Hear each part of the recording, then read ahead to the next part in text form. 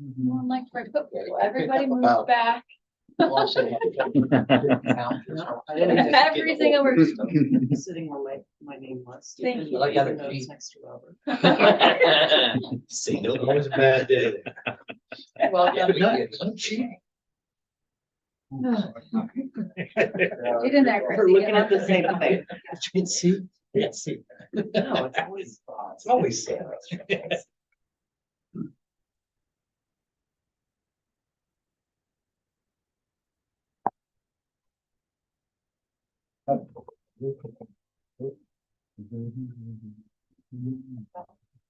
No, I'm good. It's already on the agenda. Oh, well, there you go. Apparently you are getting to talk. He helps out much, yeah.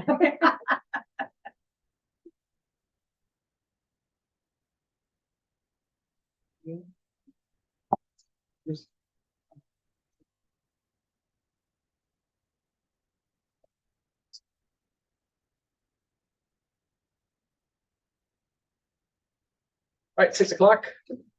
Call the meeting to order, break my computer at the same time. I'd like to invite you to stand and join me in the Pledge of Allegiance. Allegiance to the flag of the United States of America and to the republic for which it stands, one nation, under God, indivisible, with liberty and justice for all.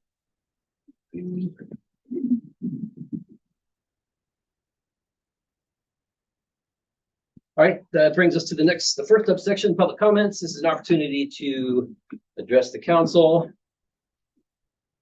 Is there anybody that would like to go first? We have a sign-up sheet. Let's start with that.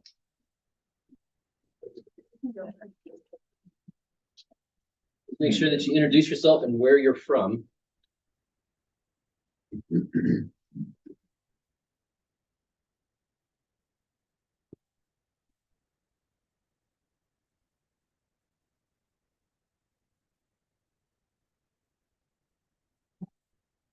Yep.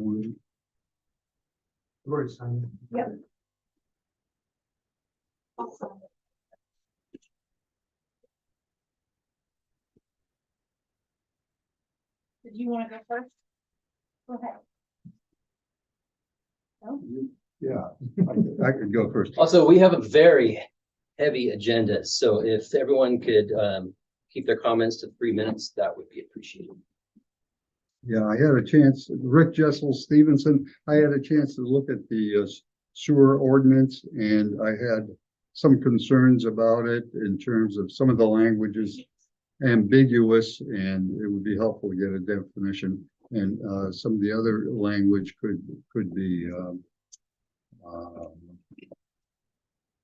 interpreted negatively by some folks, which could be corrected. And in any case, that's it. And I agree, the agenda is overwhelming tonight, so I'll keep my remarks to that.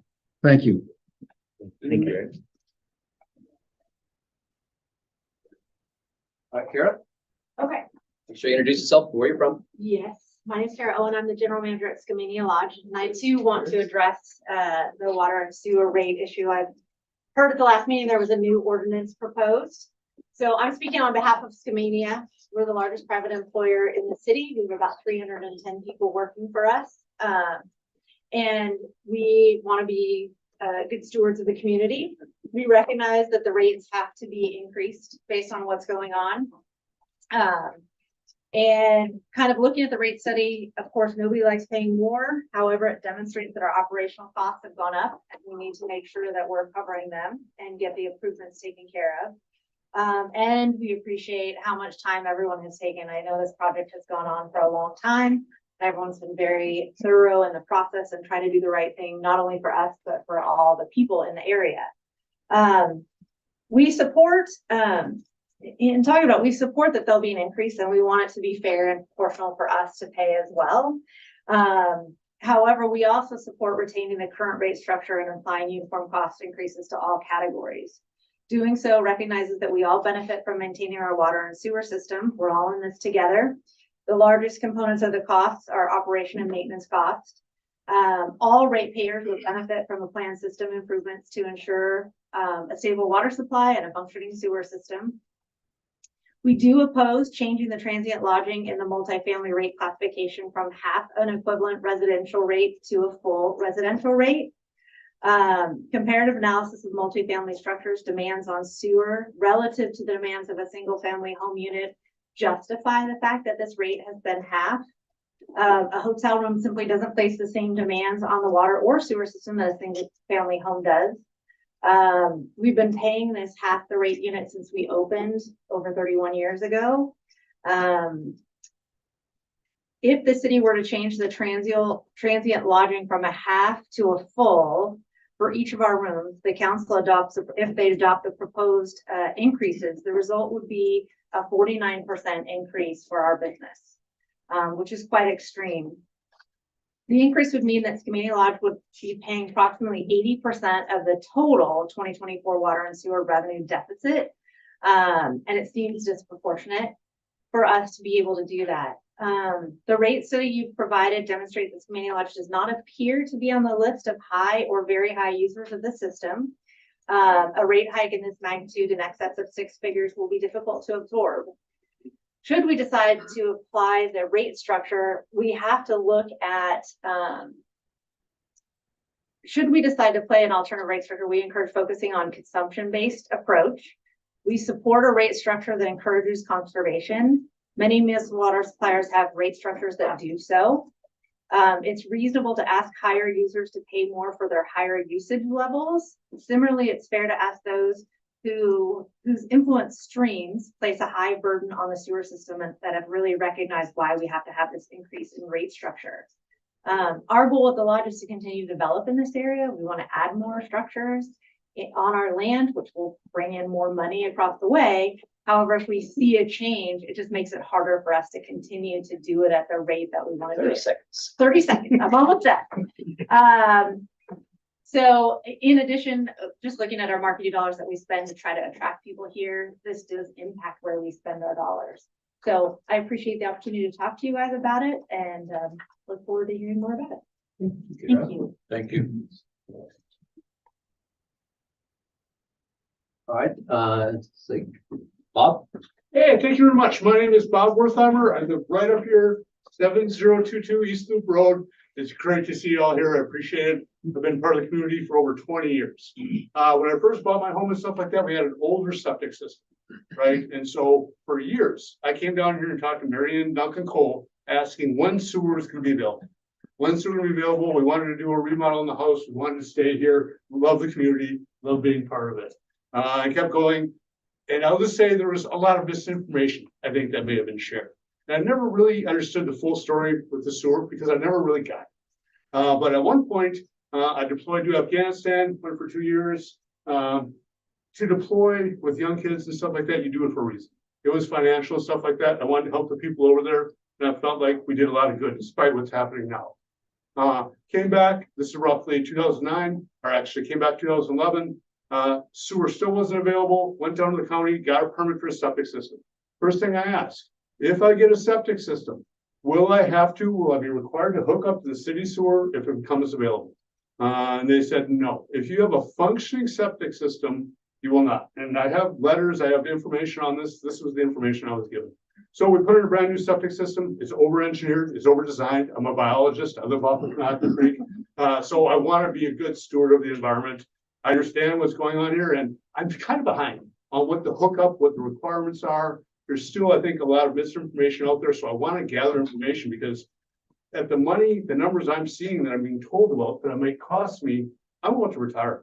And that will influence when I can retire. I want to retire, right? I want to keep working. I love what I do, but I want to retire. I also want to be able to live here as part of this community, but it may price me out because at one point it might just be easier to sell and move on than to deal with it. So first of all, I thank you for your time. I appreciate all the work you guys do. It's a contentious issue. Nothing's easy. So thank you for your time. Thank you for grinding through this and being good stewards to the citizens of Stevenson. Thanks, Bob. Mary? Oh, thank you. I'm sorry. Yes, you're next. I'm Mary Rapar Stevenson. I'm sure you all are aware, I filed an appeal for the permit, the shoreline substantial development permit for the peninsula off of Rock Creek, mainly because the approved permit gets rid of our public easement access. And I think our planning commission and the Stevenson Council should be protecting our public access easements. This is a recorded public access easement, which would actually make a path all the way around the peninsula, just like we have the path around the Fairgrounds Peninsula. And then that path would continue on behind the Rock Cove Assisted Living and connect to a path that goes to the Interpretive Center and then connects to the lodge side and to the other path. So whenever we have a public access easement, we should be protecting that access easement. We should not be giving it away to developers to put cabins on. And this is what the permit permits. And that's why I appealed with the Shoreline Hearings Board. I really urge our city to rescind that permit and to protect that easement and for the public, for public access to the waters of Washington State for the public. And not just us citizens here, but for anybody who wants to walk along those the shoreline and enjoy the natural public waters of our state. So if anybody's has any questions, contact me. But otherwise, again, I don't think the city should vacate that easement at any future time, which has been suggested. Getting an easement is hard. Public access easements don't come free like this one did, because it was recorded. And whenever you get something like that, you should treasure it. Public access is for all the people, and it should be sacrosanct in developments. Thank you. Anyone else? Hi, make sure to introduce yourself and where you're I from. forgot to sign up. I That's didn't know fine. I was supposed to. It's kind of hard from where you are now anyway. But I'll be really speedy. Oh, my name is Sarah Fuller and I'm from Stevenson, and I have a point blank question for you all. Is the park plan a done deal is the question. And then one other thing, I want to thank Mr. Rice for his insightful questions and for keeping me incredibly well informed. I've voted for lots of people and they didn't tell me anything. So thank you. Anyone else? All right, thank you, everyone. There have been some changes to the agenda, as are noted here. Oh, time's up. I would entertain a motion to approve the consent agenda. I'll move to present the consent, to approve the consent agenda. Second. Do it. With a first and a second, any discussion? All in favor, say aye. Aye. All right, Tracy. Sheriff's report. The service, if you have any questions about the document that has been provided to you, so we'll watch them.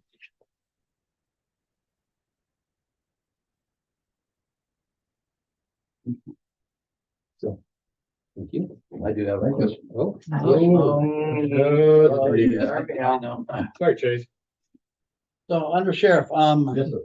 we have a deputy that's been hired, I think, in February.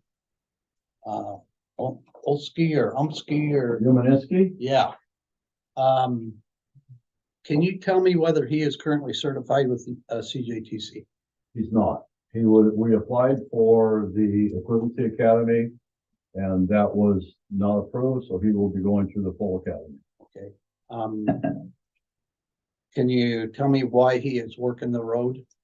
He is, at the point in time, he's under an FTO program, so they're working with him to do FTO stuff. And the sheriff has had him doing civil processes. Okay, so he's not working by himself on the road. No, sir. Okay, thank you. Anyone else? Thank you. All right, we have Thank you. 3 public hearings for us tonight. First up, we have the zoning text amendment first reading. I'd like to open up the public hearing at 6:13. Looks like Ben, you are gonna present the staff comment, staff report. Staff report, you have a short staff report that introduces the planning commission's recommended change to the zoning ordinance. It's a fairly small change in two basic topics. So the first topic is the street side setback within the R3 multifamily district and the R2 two-family district. The second change is the salon use in the R3 multifamily district.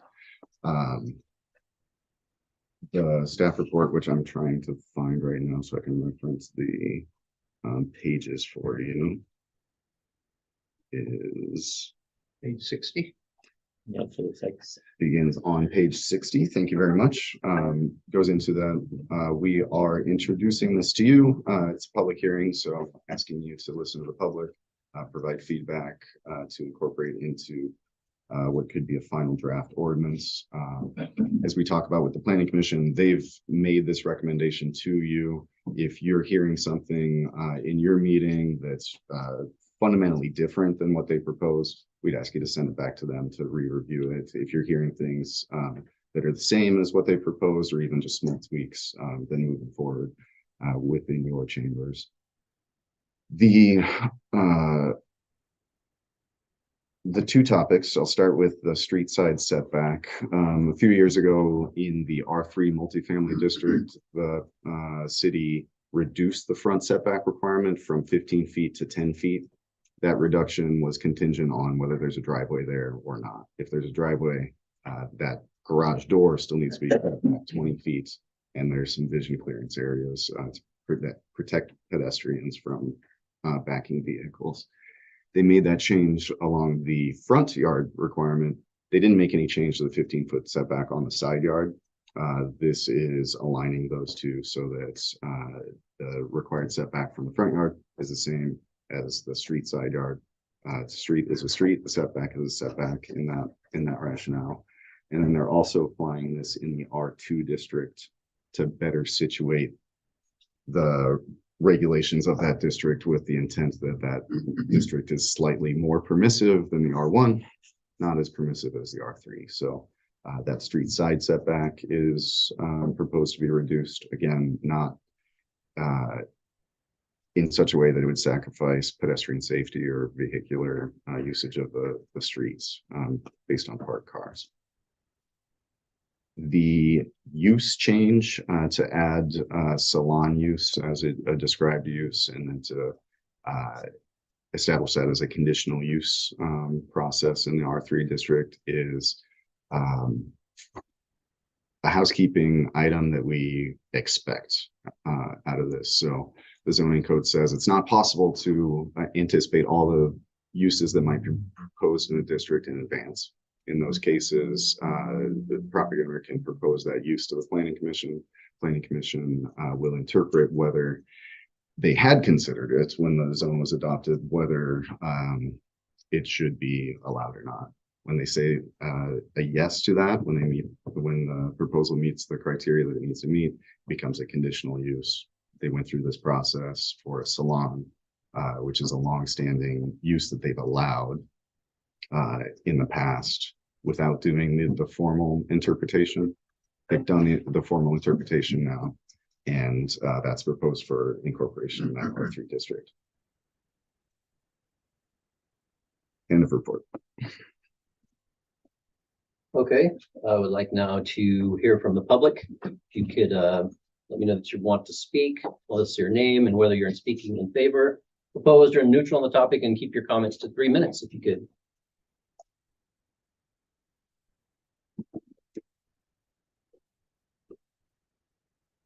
Anyone online?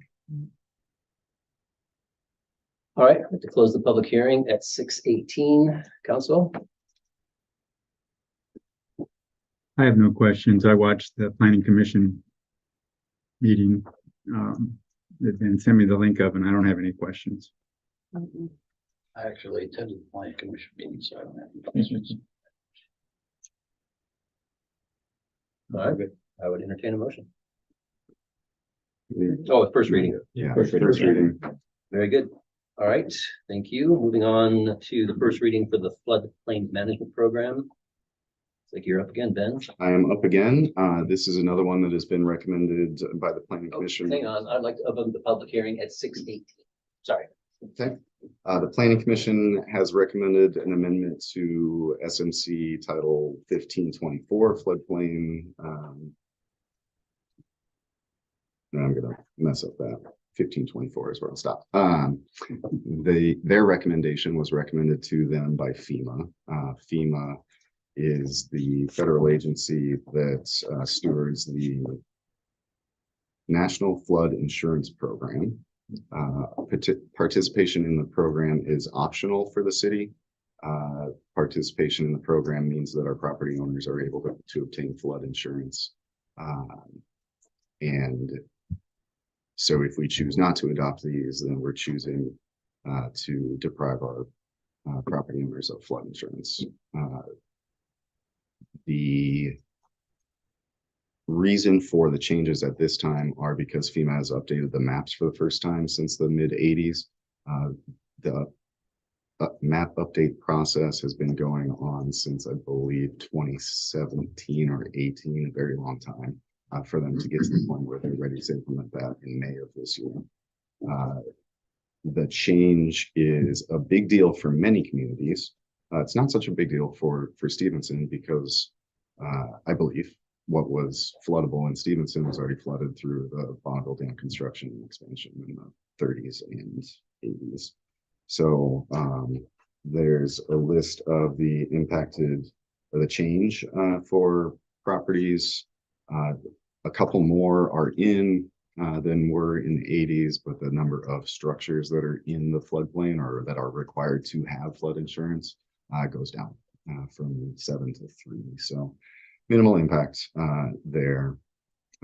One of the interesting changes that's been passed down to us is the definition of flooding now includes something related to land movement, which is probably beneficial for our people, where flooding was such a big deal nationwide because private insurance was not covering floods. You couldn't obtain it on the private market. So the Fed stepped in to say, all right, we're going to back a program where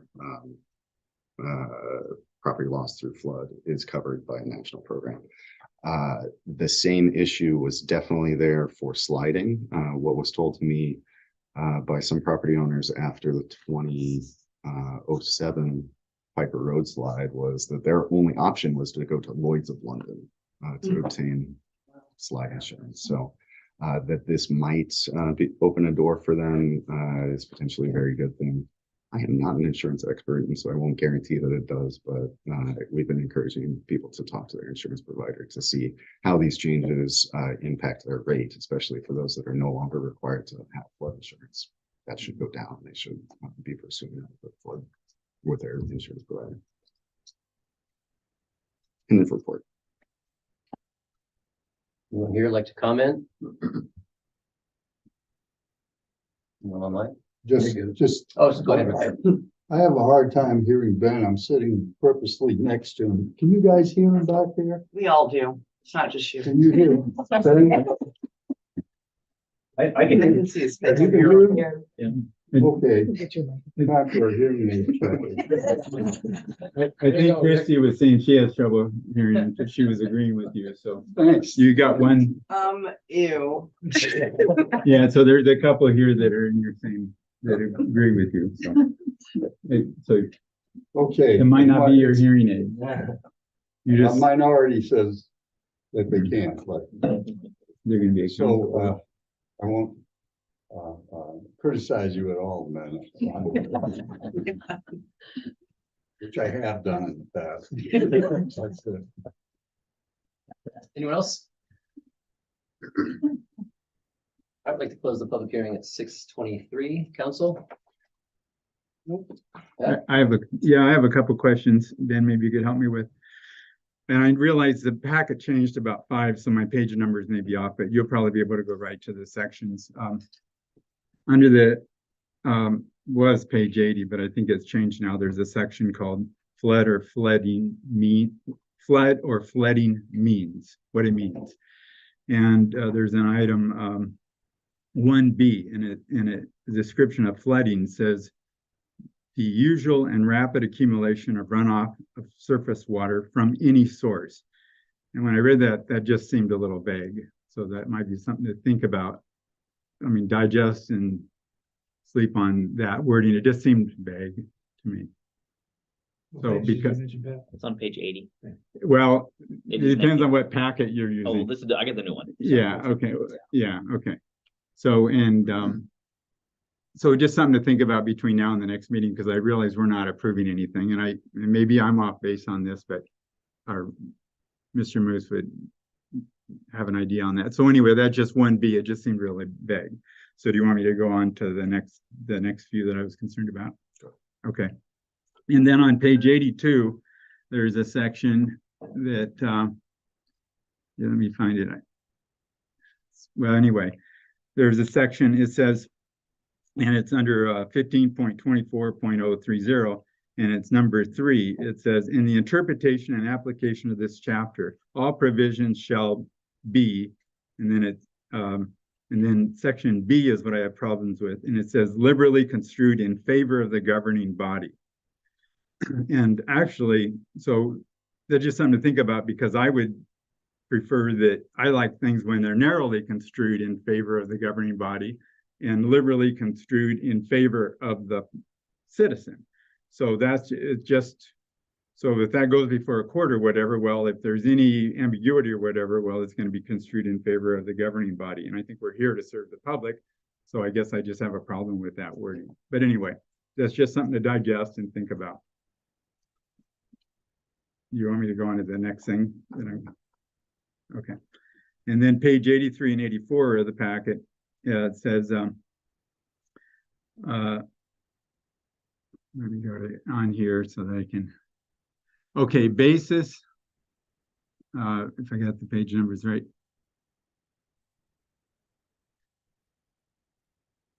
Well, basically, I think we need okay, I'm going from memory on this because I can't find the section. There's a section in here where it says that the areas of special flood hazard identified by the Federal Insurance Administration.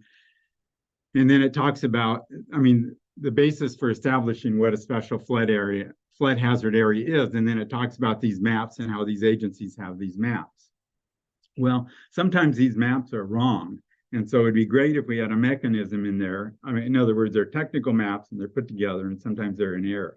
So it'd be great if we had a mechanism in there that a citizen could challenge that map. And if they came along with an expert, I would propose wording something to this, like that if there's a dispute over what this agency's map says, that then the homeowner or the citizen could hire their own expert, and then if that, and so wording such as this may be corrected by technical reports by experts in the field of flood hazard analysis. So we just have a way for a citizen to dispute that agency's map, because oftentimes these maps will be could be in error.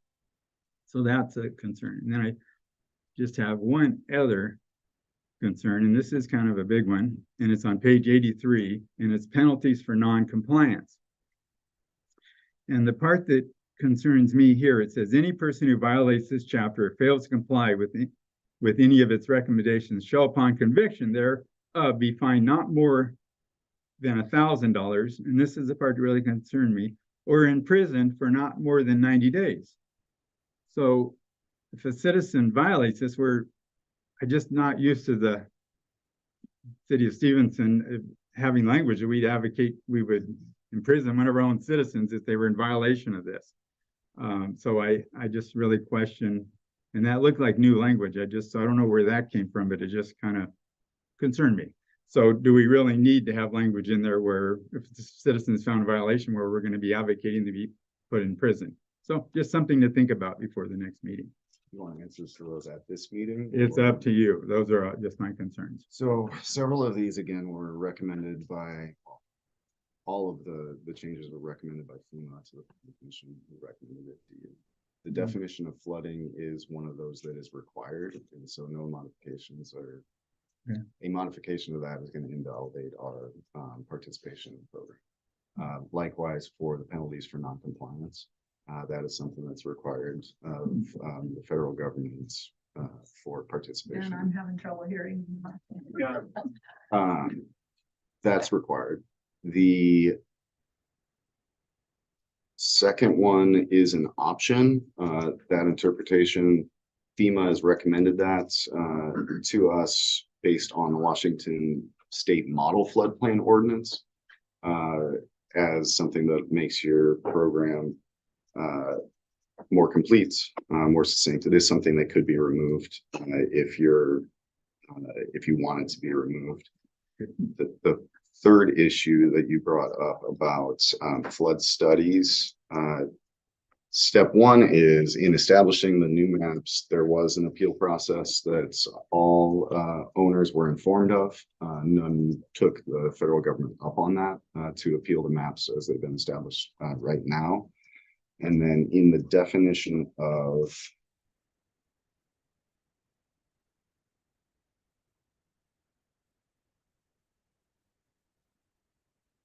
I believe there is a mechanism that you request for new information to be submitted.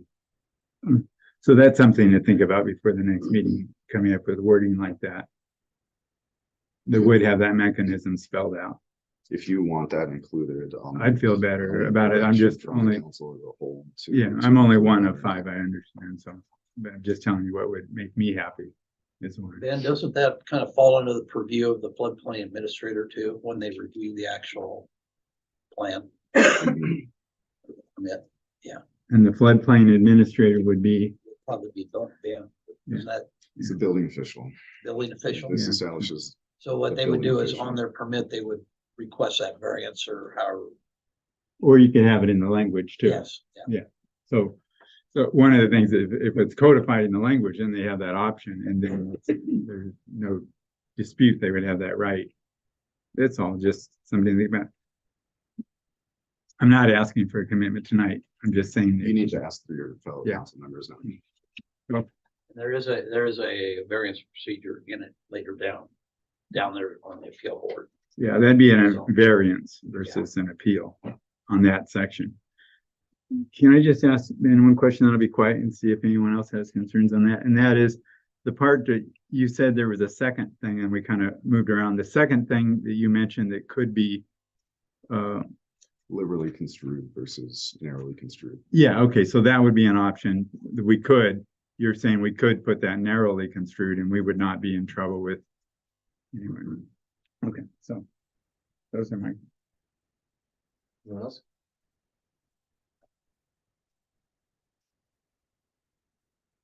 Did you address the prison? The penalties, I think that was a requirement from FEMA.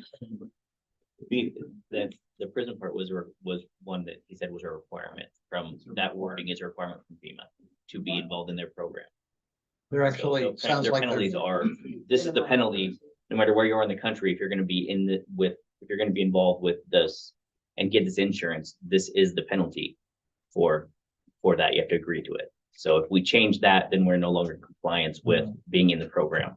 So, Mr. Muth, isn't that also the verbiage for a gross misdemeanor? Yes, sir. It's the same one. It's also in our nuisance standards. Yeah. It's the same penalty. I think that's just. So we don't put anybody in prison. We just put them next door in the county Exactly. jail. We don't send you to Norcor. that's comfort. Okay. So it doesn't sound like any of the other council members have any questions at times right now about that, but so there's two possible changes that we could make if the council would consider it next time if they don't. Right, have between now and concerns. then I'll definitely, because I made note of the things you Yeah, brought okay, up, so yeah. absolutely, Okay, we'll look at it. thank you. Anyone else? All right, moving along to utility rates and system development charges. Open the public hearing at 6:33. Leona.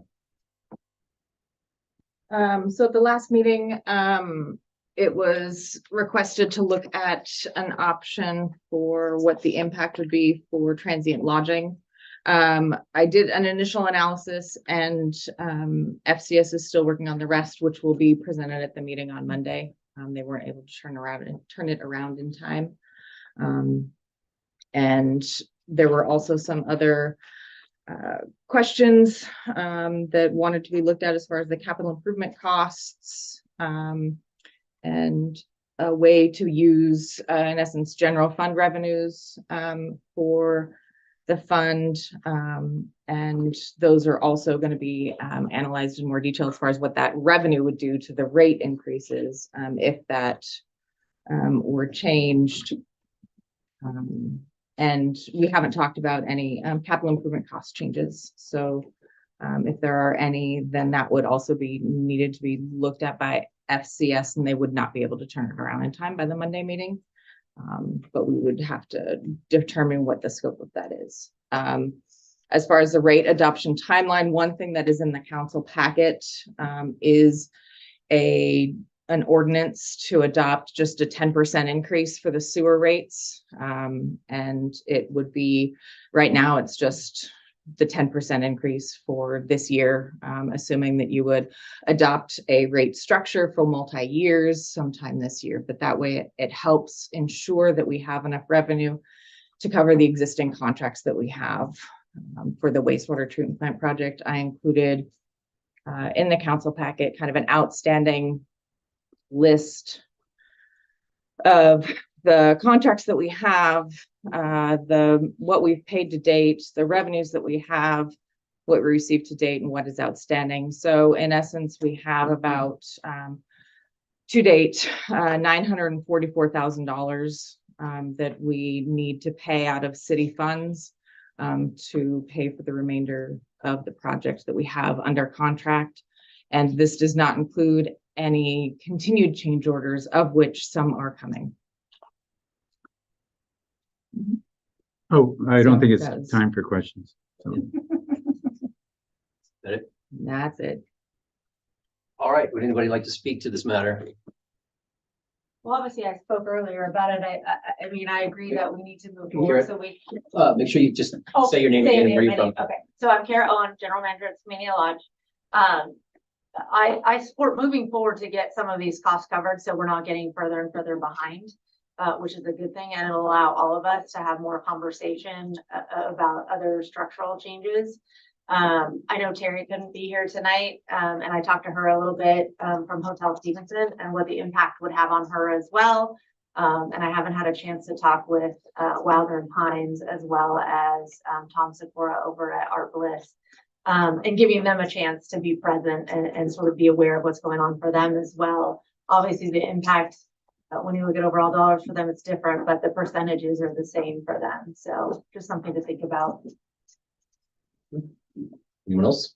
Mary? Mary Parr Stevenson, I guess we've already had a 5% increase in January. I came in here to pay my bill and I said, why is it $161 instead of $153? And I didn't read my bill and it said 5%. So does this 10% proposal, is it above the 5% that came in January? Hang on, let me finish. And then, yes, water rates should be equitable for everybody. But if I remember the report correctly, when the firm gave our consultant gave the report, there were some commercial entities that were not paying commensurate to their usage. And if those were brought up to an equitable rate, would that help everybody else? Because for one thing, we live in a very small community. There's no way that 700 connections or 800 connections are going to pay for a $15 million sewer plant, and we need an upgrade to the water plant. So we should all be thankful to the American taxpayer because they're helping us with this. But you can't keep raising rates for people past the point of, I didn't get a 10% COLA raised in my check this year. I don't know, but maybe some of you did, who knows? But yeah, you can't just keep going up. There has to be a ceiling somewhere. So where is it? And Do we need another revenue stream to pay for this or whatever? Maybe we can sell water to Arizona, who knows? Yeah, you have citizens who live in limited incomes and they do not have the option to go, $2,000 for your water bill plus your other utilities. It gets to be hard. Thank you. Right. What else? Anyone?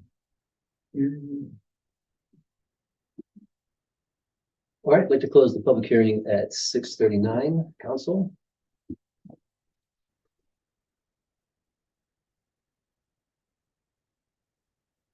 I have a few questions, but I can wait. in case I everything- had a question, Mhm. about the proposed ordinance. Mhm.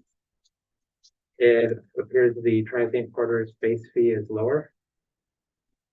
There's 34 on there, and in the original document, it's 58. Lucy, where are you looking at? What page number? you on? Well, I have just the ordinance open, Oh, okay. but it's the rates effective for 2024. Oh, you're right. Base fee, I think, quarter. 3406, which is not half of 128. No.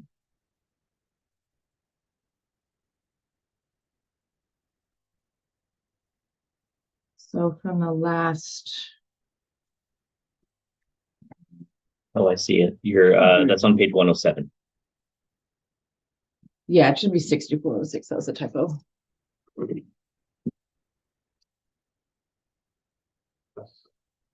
Thank you for catching me. And this is a 10% increase over the 2023 rates, as outlined in the last memo. So it's roughly an additional 5% increase over what's currently being charged.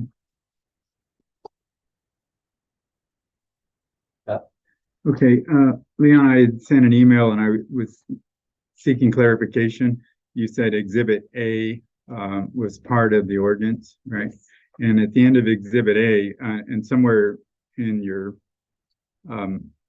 presentation online, it said that the 10% sewer rate would be for just 24. But then Exhibit A said that in successive years, it'd be 5%. So I had sent you an email. At the very bottom of Exhibit A, it says successive years would be 5%. So in the email I sent you, I was asking, I said, well, is this for 1 year or what is that 5%? Right, you sent me that email today and I've been in meetings all day. Okay, so I no, haven't I'm had a giving you the to chance now to respond it. Yes, answer. and so the stock end that we have to most rate ordinances is a set increase. And so this one is 5% as it was in the last 2 or 3 ordinances for the sewer ordinance. So And this isn't just if for 1 year.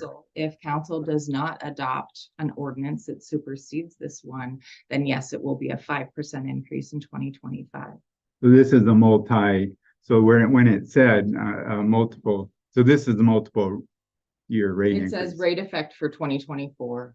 If you want to look at it as a multi-year rate increase, because I have a 5% standard rate increase for successive years, then that's what it is. But ultimately, Okay. it's a stopgap between now and when council decides to adopt a true rate structure for multiple years, which is what has been Okay. proposed. Okay, so, That 5% that's currently in effect, that's what. Mary's Correct. talking Yeah, about. that's what happened. And so that is in essence to prevent what happened to how we got here, where you don't have increases. but we'll be voting any on those increases. later. That's the idea. Correct. Yeah. Okay, so I'm confused why we need a multiple year rate increase in this stopgap measure. That's where I'm confused. In You case can, you- but if you don't, from a legal standpoint, if you don't touch the ordinance, then you'll miss that out by January 1. Have to come back and redo it. Well, we're gonna be First talking is- about it soon. I understand, just that's why it's in here now. If this is gonna be, from a legal standpoint, if this is gonna be amended and replaced, Mhm. that's fine. But if you don't have that, because we've been doing this for 10 years now, Mhm. the idea is it's just their language to protect you in January of next year. Okay, yeah. Okay, well, that was one question. You clarified that. Thank you. Can I just ask, since this relates to the sewer plant and stuff, just a few questions? If you happen to know, how much has been spent on the sewer plant construction to date? So that's in the council packet. And Mhm. so the wastewater treatment plant, we've spent $9.1 million to date. Okay, 9.19. And yeah, some of these information is in the 655 pages. I get that, but you'll have them at the top of your head. So that's why I'm asking. No, I have the packet up. Okay.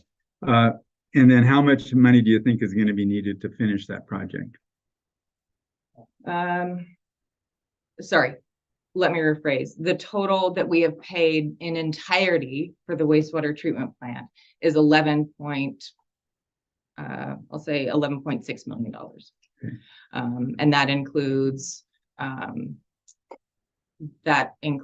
the main D extension, which was part of that funding package. It includes engineering and equipment as well that the city purchased to save money on contractor overhead.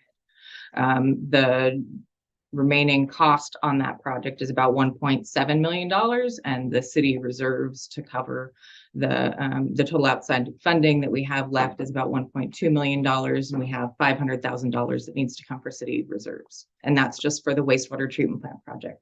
We have another collection system upgrade project that is also going on at the same time that has costs. Okay, so what's currently under construction that we've contracted for in total, what we're under contract with, how much more money in addition to the 11.6 total is needed to finish? Almost $1 million. Okay, so almost $1 million. So we're up to 12.6. Yeah. Okay. Is the 11.6 part of, is the 1.7 part of the 11.6 because it's contracted amount? It's confusing. I mean, Okay, so the question one more time. We've got the bid locked in. Right. Does the 11.6 cover that whole bid? And so that 1.7 is within there, and we just haven't paid it out under the contract yet. No, so under contract for the wastewater, are you looking for the wastewater treatment plant, or are you looking for? anything we're in, anything that we're under contract for that we are stuck with in a good way. I mean, it's good we're stuck with it because we need to make some changes. So I don't mean that in a negative way.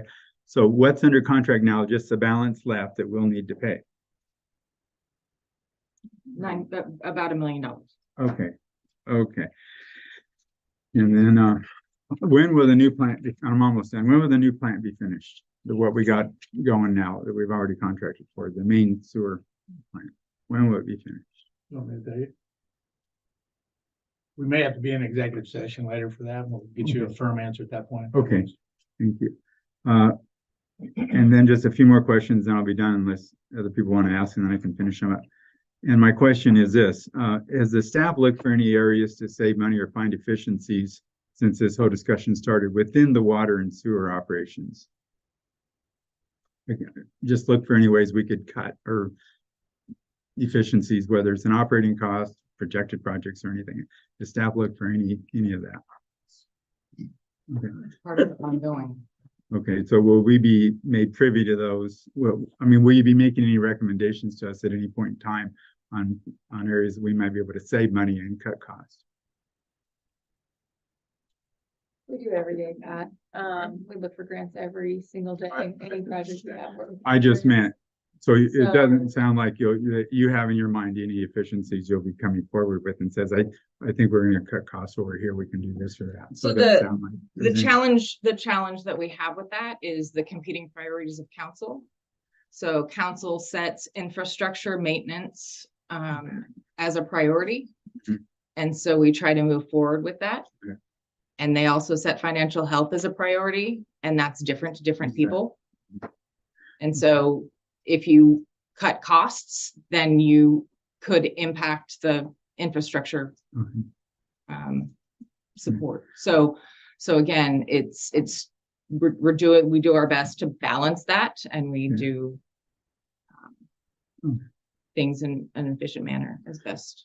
Okay, and I just got a couple more questions, and I was going to ask the same question in the general fund budget areas, but I think I'll probably get a similar answer, so I won't ask you that. But okay, change orders on the sewer plant. Do you have an idea of what the total change order? And I know change orders are common, So, and ordinary, so I'm not suggesting otherwise, but is there a figure in mind that you would have? Do you know what the total change orders have been for this project so far? The Which main project? sewer plant, the main sewer contracts. plant, I Mhm. have. Let's see, I can give you a couple of different responses. So for the main wastewater treatment plant project, as of change order 20.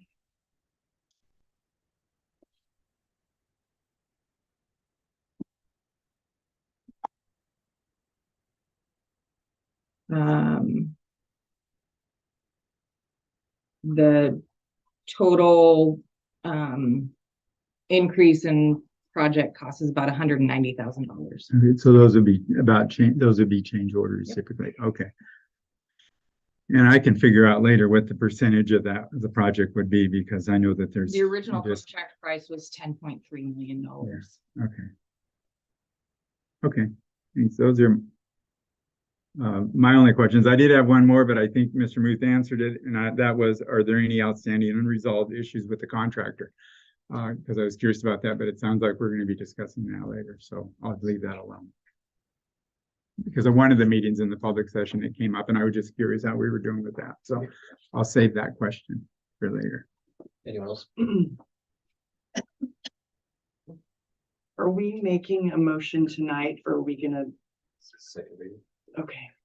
I would, well, no, so on the ordinance, it's a recommendation.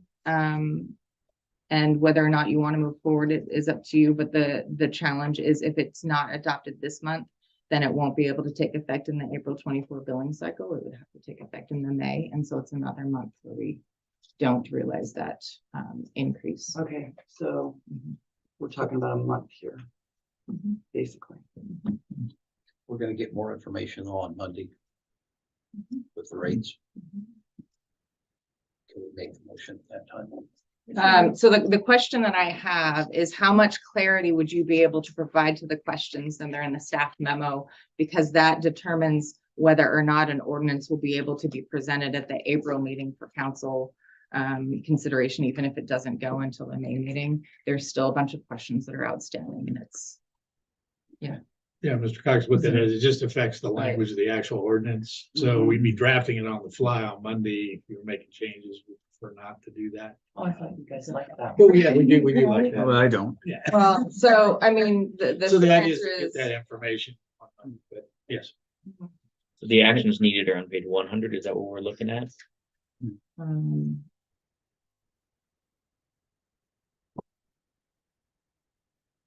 Is that the direction you were? Page number. Where it says action needed. Are you Mhm. on the digital version?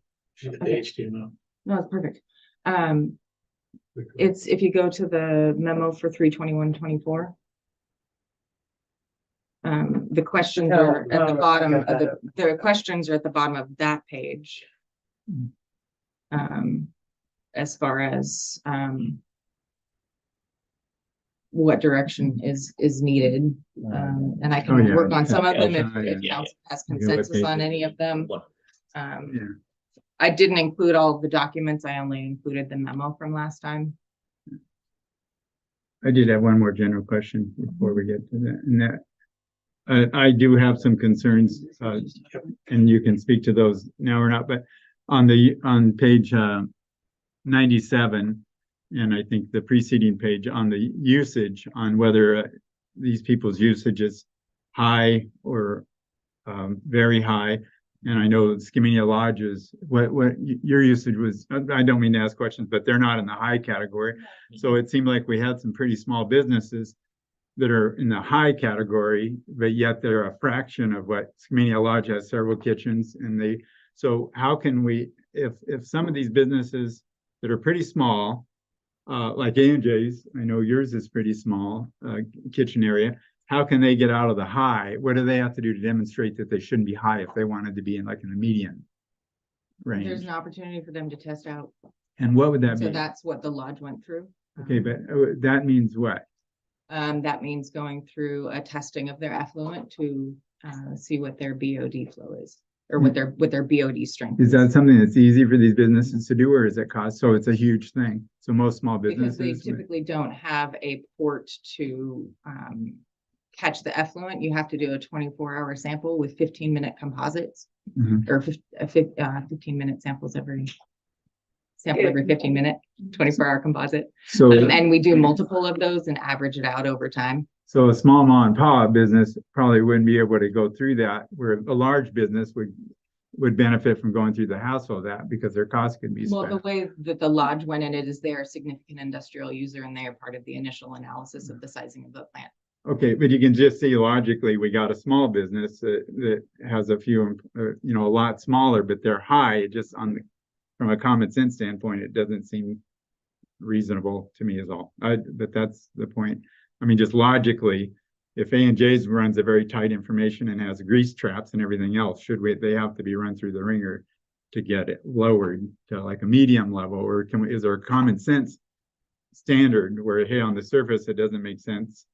Sure, Skamania Lodge probably is rightfully so at a medium, but some of these other people, you could just say compared to them, how can that be? If council would like to relook at how we're calculating out that BOD charge, that is something that council can look at. Accepted standards. Yep. So these are just standard strengths that we took from a table based on So they're a arbitrary. regular Yeah. restaurant. If council does not want to charge those, they're not arbitrary. No, they're from standard practices. Okay. And so if council would like to change that, that is the prerogative of council. Okay, what I- And so, But in the meantime, this is what we have. And this is And how what I we- meant by arbitrary is we didn't like go to A&J's, not to pick on A&J's, but we didn't go there and measure and say, okay, you're high. We went to a charge or something or some other mechanism that was off-site from A&J's. But yet if A&J's wanted to get out of that high standard, then they'd have to go and go do something on site to prove they're not high. It just seems like it's, that doesn't seem fair to me is all. That's all. That's my only point. Didn't you talk about how we categorize these businesses on their usage in another meeting? Right. Yeah, we did. And that's on the last page of the ordinance. As far as what the strength category is and typical types of users.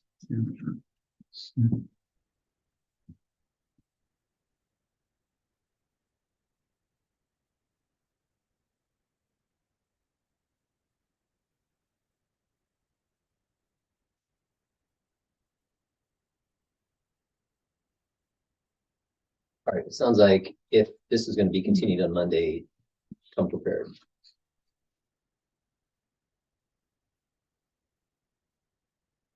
Is there any direction or consensus on any of the other questions that council? So we have, the first question is water rates across the board, annual increase of 7% from 24 to And I 28. think that was kind of a yes, Right. or I guess Well, the question is it it's an across the board increase? Is the For water. versus the change to the rate structure? mhm. And so then the percentages, we'll discuss on Monday. Right. The question was about the cost of service rate increases for the high and the very high. Mhm. And so, do you want me to include that in the ordinance change? Which would be, roughly charging, or the increase for, high and very high users would double the rate, double the increase for everyone else. So it'd be 20, 27, 7, and 6. Right.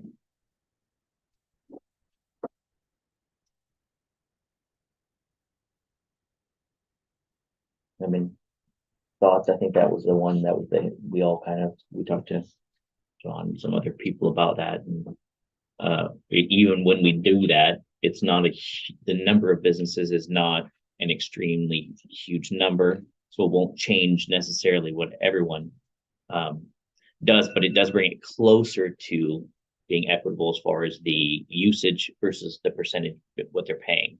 So I think that I'm only speaking for me, that we were more in favor of that kind of, just to get it, it won't bring it to where, you know, the impact that those businesses are having will be what they're paying, but it's closer. We're moving in that direction. Based So, on, yeah, based on the cost of servicing, if they doubled 3 times, that would bring it to, Right, equitable. and so- 20% is much less than that. right. So I mean, yes, I think that we all kind of agreed to, from what I remember, we kind of thought that was a good idea. Yeah, what you did there didn't make any difference. I mean, it didn't impact. It wasn't, yeah. It wasn't, if we do that, it's not gonna be, we can drop for everyone else. It was just bringing it closer to being equitable. And then, adjust the income tier to remove the senior and social security disability requirement and add a second tier. Basically making it all on income, not requiring that you be, a senior. or social Right. security. Okay. Yeah. And then, remove the ability to no longer be charged for voluntary shut off. So snowbirds or temporary. Okay. Yeah.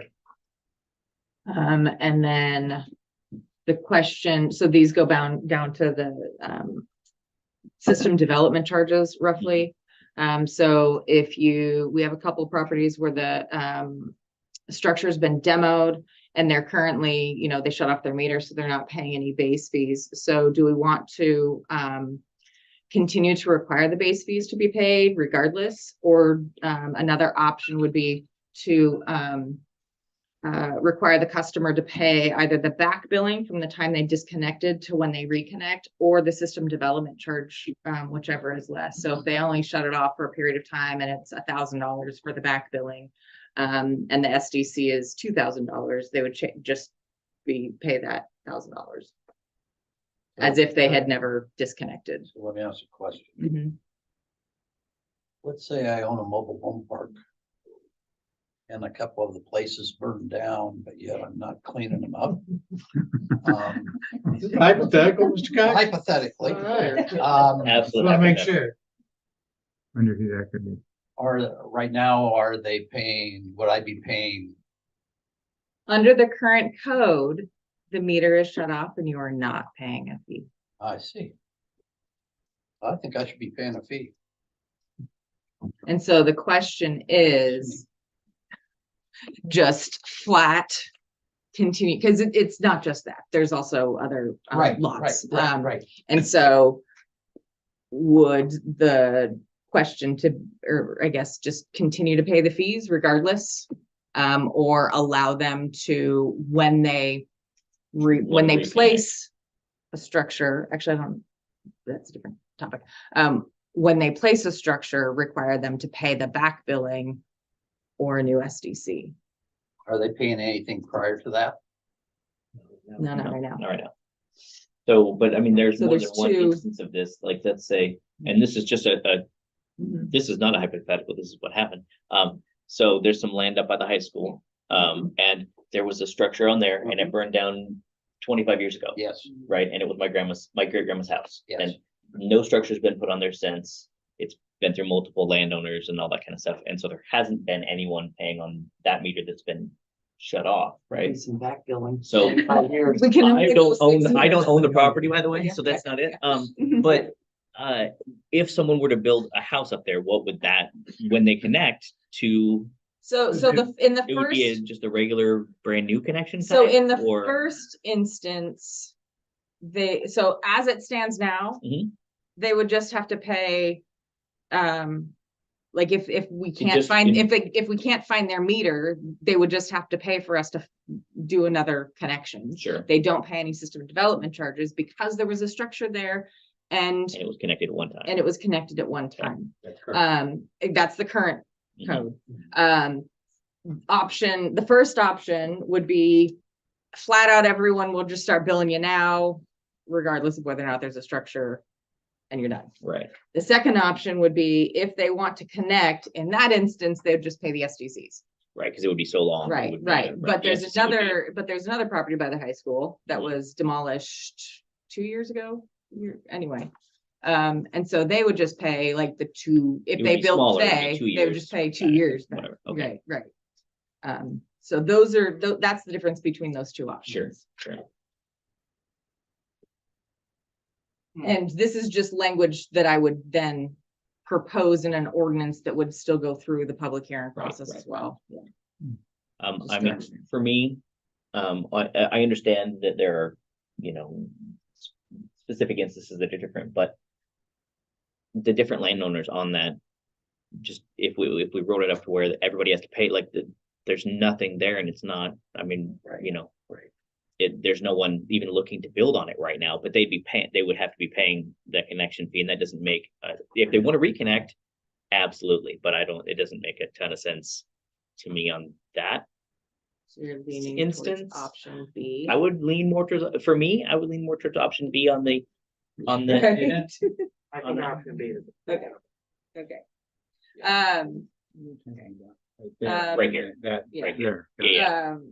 Another, so sorry, just a couple more questions left. Mhm. Remove the construction water rate class. So basically right now, if a property is under construction, they're only paying the usage until they get their CFO, and then they start paying the base fees. We have some properties that are still under construction, even though it has been years since they have connected. Mm-hmm. Oh, gosh, so they haven't reached that, but they're still using and only paying. Well, or not using. Right, So in essence, they're Oh, not, they're just- they're still on they're still on construction water. gotcha. So removing that would just basically make it, you just. And keep paying then, the and base they're, fee. as far as like the water availability, there's no difference between whether you're under construction or not. Sure. So, Yeah, I would say yes to that. okay. Yeah. And I think we have like. We definitely all 9 agreed that the implement, active projects right now that are under that. I mean, there's not a lot of, Sure. people that do. And then implement the scaling options for the system development charges. I think we can't. That was Okay. based on Yes. size of Yeah. the. Yes, by the Okay. size Size of the meter, yeah. property. And then there was the question about commercial connections to follow the new flow and BOD calculations, or pull out some of the other standard rate multipliers that we have in our existing structure. And that one is a little bit more nuanced, and I can go over that one a little bit. I can propose an option. Okay. Okay. And we're just looking at for ease, because right now it would require the property owner to come up with a calculation, and so there's some standard ones that we may make it easier Right.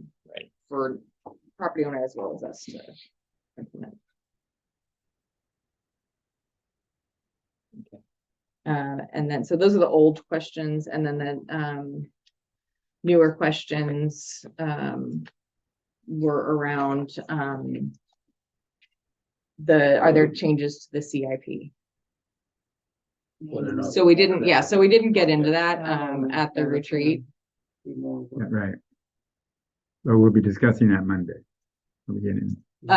No, Monday I was leaving to just the rate changes Okay, so, for transient lodging. okay, so when will we be getting into the, So if you want Okay. to talk about it now. no, I mean, well, we were gonna go through, I think at one of the meetings, we talked about taking a deep dive into all the CIPs. Yeah, well, that's So- what she's got. She's got I've that included it in listed the packet. Yeah. And that was my question is what are those individual projects costing? And how does that affect our bottom line as far as Yeah, right. how much money we have to come up with by 2028 or whatever? Yeah. And how does that affect our rate schedule? So the current rate schedule is built off of this CIP. So if there are changes, Including all of this. all of these projects. So if we start pulling things off of this, postponing it till Mhm. 2050 when I'm dead, Well, then Okay. that lowers the amount of money that we're requiring right now. It will also, Kick the can down the road. which is Well- what we're currently Yes. experiencing. I understand. Okay. well, Trying not to do. So, yes. yeah, well, I do got a couple questions on that. These, when I read through these, and first of all, I think I've asked a couple of times, am I looking at all the documents? There's 4 sets of documents that I've sent you, and I says, is there anything else out there that describe these projects? So I think it's these documents, those 4 documents, right, are the main ones to be looking at, correct? Okay, and if you looked at, a lot of them are replacement water lines or different lines, and a couple things that it'll say for, based on expected population growth, right? Some of the verbiage in there, and that there's that general verbiage throughout that'll say that. And I'm just trying to figure out where those numbers came from. What were you looking at to decide that these were worthwhile based on future population estimates? What data are you looking at? For the population estimates. Yeah. So some of it was Trinity or Hidden Ridge, Angel Heights developments that were in process at the time. The plans were developed, so we had ideas of how many plats those were and how many properties would be developed within those subdivisions as far as demand on the system. And then I believe it was historical averages for growth that was also provided. So if there's any errors on any of those estimates, though, then that would change things, right? It's all estimates. Okay, so I think that's what concerns me. It seems all estimates, like we really don't know. The other thing is, That's Yeah, not right. planning work. That's well, sorry. we got quite a wish list here that's driving our fees up pretty high. Because, for example, one of the things that look like a wish list is we got a new water tank or whatever. Like if you look at this map here, outside the city, so this is, you know what I'm talking about. So you want, and that project would be, you recognize it from there, so you can tell. Yeah. Okay, and that is a new, Another reserve. okay, And that is not listed on the CIP. okay, yeah, so, but it's, okay. It's in the 20-year plan. Okay, to so look but at that's in the yeah. 20-year plan. So there's stuff like that. And when I look at that, like if I look at that, well, that's in the Gorge Scenic area, right? No, Okay, where is that? Is that? it's in Okay, our urban growth area. urban growth area, okay. So, you know, when I've shown this to a couple of engineers and they say, well, this is like a wish list, like a long-term wish. I guess what I'm not getting a sense of is what is vitally important, what really is indeed kicking the can down the road. And I don't know if I've gotten a clear answer to that, because is this just guesswork? For example, we've had guesswork before that was wrong on things, on big projects like the fire station property. So or like when we did the sewer moratorium on septic systems, well, we were wrong on that. So, but yet we're talking about millions of dollars worth of projects. And I'm just trying to learn, well, what is actually true here? So Pat, For example, so I understand that you're looking at the water system plan. What is germane to the rates is included in the council packet, and it is not the comprehensive list of what is in the plans. And so if you have a question as it relates to rates, that is what I would like to have feedback on to So provide what- FCS if there are any projects on this list that need to be what removed. document do you think I should be looking at? Okay, I mean, I got these documents. I don't know what information you need to make an Okay, informed I decision. sent you 4 documents in an email. Okay, so and I got them all here. So you just tell me which document you think I need to study and know really well. Where are we going with this? That's, I guess the question that I have for council is, are there changes to the CIP that you would like to be made in calculating the water or sewer Okay, rates? the If CIP there are, please let me know which ones you would like to be removed, and we can add that to the analysis. but CIP, you mean capital improvement projects, right? Is that, Capital improvement plan. okay. So I'm just asking you, which document has those capital improvement plans on that I should be looking at now? Is it this? You Depends want on what you want, and Right. you're not saying what you want. what documents do you think I should be looking at now? And you can, I think we're going round and round on this. well, I kind of find it interesting that staff can't answer that question on what relevant documents they think I should be looking at. Yeah, You're right. you're the Are one you- so wanting Pat- me to Pat, vote question. no, I mean, did yes on this rate increase. I'm trying to understand it. So the things And I that are- gave you a hold on, list. The things that are affecting the, hold on, That hold it's on. fair to Let me, say. let me try this real quick, and maybe I'm stepping in when I shouldn't, I don't know, No. but I'm just trying to understand what we're asking. Is it this document? This is the document that these projects here are what affect, or what Okay. would affect and are taken into account for the sewer rate that we're And the water looking- and the rates. water rates right now. So it's what's in the packet, this Mhm. right Okay. here. So it starts on page 101 Okay. and goes So to page that would be 103. this packet here. Yes, that's. Okay, so that was so, yeah. pretty simple. Is that, And that's Okay, what I. there's no need to be like that. Come on. let's No, not but keep I this meant, simple. Well, I it was, feel like I'm getting the runaround when I would just want you to show me which document we're I looking think at. that, but I think it was just phrasing and trying to figure out, this is what I believe is germane to Okay, the rate increase currently is these projects, they're in this month. So it's that document, pages 101 to okay. 103. Yes, I guess, Okay. I guess a question that I would have, Leona, is the so I was just trying to- $700,000 that we have set aside in 24 and 25 for the long-term water supply study. $700,000. So sorry, right now we're in the process of doing a study and then it was initially $700,000 to actually do the improvements, correct? Yes, Yeah, that includes the So it's just- improvements as well. So it's a study in the To improvements. tell me whether or not we're gonna draw from Rock Creek or Well, And Well, the improvements to either Rock Creek or the well. whichever We're in the one. middle of the study. And we'll get a better estimate of what improvements will be needed to either Rock Creek or the well based on that study. That was my question as well, whether that included the. So right now, our Is it- current So that's a estimate, study our and guess estimate is of what it's gonna take. $700,000, Okay, but we don't know for sure. the study's not over. Yeah. So So how it can might be we, 700,000, it might be 200,000. okay, so It we, might be 1.1 million. so but can we wait until we No. know to vote? No, No. because we will run out of water. Yes. We Okay, will run out of water So because you- we don't have a okay, so we're, reliable water source. so right now. I'm not, okay, I'm not saying that you're not doing the best you can. So basically, we don't know the number yet, but we're voting a high number just to be safe. No, we're voting a number that was provided as part of a previous plan, a technical memo looked at Hagwald Well and said, in order to make this a primary source, you have to do these, you have to apply this treatment. At that time, it was some number. So we use that number. So it's like, it's an educated guess. Okay, that's all I But was. given all the supply chain issues and the cost of construction, we have no idea, Pat, but we think we're close. Okay, And so you gotta put something down because we are looking in the future. so the only other question I had was then are these numbers, and you answered that and I appreciate it. So these numbers are based on educated guesses. We didn't actually get bids on these. No, Okay, that's what I want to know. yeah, it is. The cost of engineering to get real numbers is very expensive.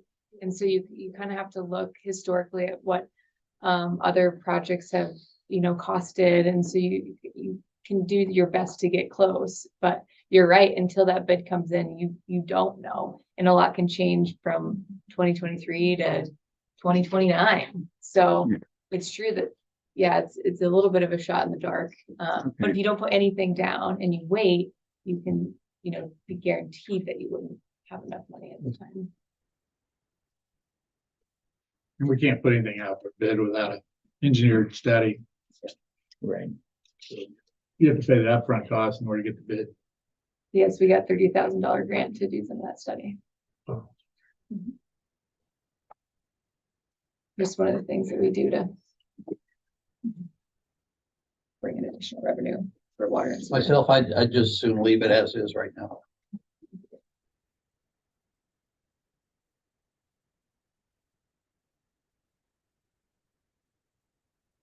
That's it. All right, so where are we? So we can. So, yeah, if are there any changes to the CIP, and if there are, what to be removed, right? Okay, so then the next question is there any, do you want further information on the sales tax option? And this was from a phone call, Michael. I think so. Okay, so I'm gonna explain it. And you can ask questions, so. And I'm sorry, I'll making the meeting go longer, but this was a question that was brought to me, so No, I my think. constituents, so. So in order to be able to use, so you can have a voted sales tax. And I included the revenue guide, which listed what could be used for anything and what could be used for specific things. One way to go about it, and this is to maximize the revenues with the current, maintaining the current level of service, is creating a transportation benefit district and having a voter approved 0.03% sales tax. Sorry, 0.3% sales tax. And that would cover the street fund, and we would cut the 0.5% sales tax that we are currently giving to the street fund and cut it to 0.2%. So the street fund is still getting 0.5% of all the sales tax. And then that 0.3% sales tax that we were diverting to the street fund, we're now giving to the water sewer fund. And that would be about $270,000. It's a bit of a shell game, and it's all kind of about the color of money, but that's how it can happen without impacting. But that's like a vote. And It that's would be a that vote. Vote of people. It We would have to be- explain what's going on and why we're doing it. Yes. Because it looks on paper like, oh, we're really changing Right. the street fund, but really what we're doing is changing I think the name of it. looks like we're Yeah. charging We're more. bringing in 3.3%. You need Yes. to move the shells very slowly. Well, as long as, It I think would take within a lot education though, to explain. What is the majority of the revenue that is generated by sales tax? So of all the sales that generate the sales tax, is it an Oh, I AJ? don't Is it, know. sale of property? Oh, I don't Is it, know. like, what? That's a very. yes. So I guess the question, John pays it out of his own pocket. what impact would this have on the rates? Let's say we got this full amount and it got approved by the voters. What would that, Right, let's say adding $200,000 into it. Yeah. We're talking And so- annually, right? yeah. Right, and so I gave that to FCS, and then their kind of initial stuff again, before they kind of gave the detail, is it will impact the water rates greater than the sewer rates. The sewer rates, there's a larger gap to fill. And so the question is, I said, do water, do sewer, and then do a split of both. And so it's just a matter of how you want to have that revenue be applied, if it's equally between water and sewer. And they'll have more of the numbers as far as what it looks like on a percentage, but again, they're looking at it from 3 different ways. Sure. It's a Splitting cautionary water tale, counting money like that into a budget, especially with rates, because you still, the Right. heavy lift is getting the voters to approve it. Right. Well, I think that one of those, and I could be totally off base, but I think that we understand that a lot of sales tax in this area, a lot of it is from residents, but a lot of it is also from people coming through.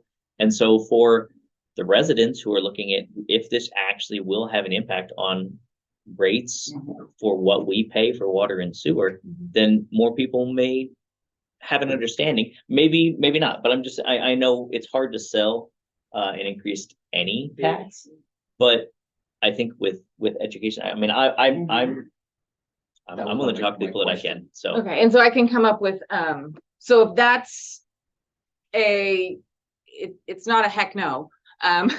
Right. So I can come up with, dates for decisions. Michael, that was why my question is, okay, how much of that sales tax is generated from?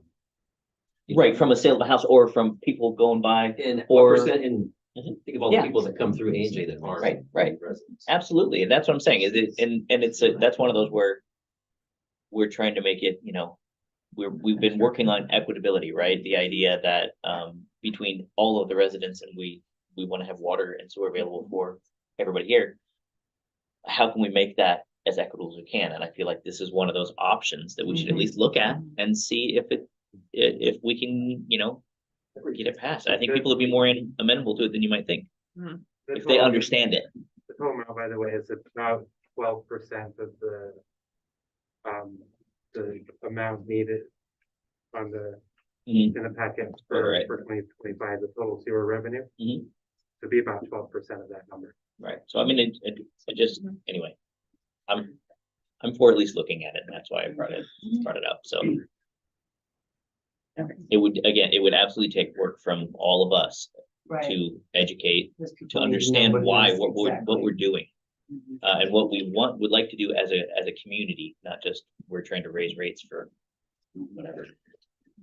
So, Well, here's an idea. You see that? I know that everyone wants to look at this as a 5-year thing. A lot of these projects on your sheet, in other words, you're advocating some of these projects be like in 2028 or 2030 or 2026. So what that tells me is we have time, the deep dive, I think, to look at the projects. Well, what do we really have to do? We don't have to look clear ahead. We can just say, what are we doing for 24 and 25? Those are the only projects we have to think about right now to make a decision for the rate hikes for the next year or two, because then we got time to really get educated and debate maybe there is no debate on the worthwhileness of those other projects, because we're not even going to be implementing them according to your chart for later. So that what you're talking about is a source of revenue. We could compromise. I mean, something we could say is, hey, we won't expect that as a source of revenue this year for 2025, but we'll look at it a couple of years down the road. So we have time to figure it out. The problem is when you want to nail down the 5-year plan crystal clear on every project. Yeah, then that takes a little more brain power. I don't think anyone's looking for it to be crystal clear except for you. Well, I'm voting on the rate increases for the next 5 years, and that's crystal clear what those rate increases are. That's the part I don't like. But if we come in and we go, okay, we know what we have to get for this next year.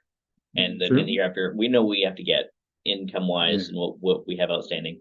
So in 2026, if we've changed this, we've got some more money coming in from taxes, we have some other things coming in, then we can we absolutely can adjust with the rate levels as we go forward. But we have to get something right now that says with no additional income sources, we have to make this much money to cover our costs. So we implement something, and that can absolutely be adjusted as we go forward.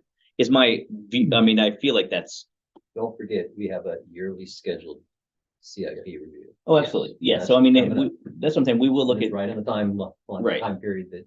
But that's what I'm saying is that I think I'm agreeing with you in that we have to get we're passing this and saying we are looking out at 5 years of this much this year all the way out, but those even though we pass it today can change based on income, can change based on other things as we go forward. So we're just trying to pass something now to make sure we cover our bases. If nothing changed, this would make it so we would all still have the water sewer available. That I think that's what we're trying to do. It's easier to save early on than it is to save last minute. Sure. The old adage of fail to plan or plan to fail.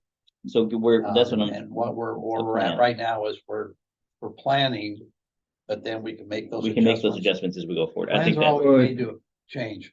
Yeah, especially if you put into any new ordinance. So if you say, hey, if we get grant money and it's written in the language up front, any revenues that come, these rates will go down instead of, in other words, you could get grant money and spend it, not lower the rates. But if it were triggered in there, you say, if we get grant money that we don't know about, and it's for these projects, then your rates will automatically go down for that grant money amount.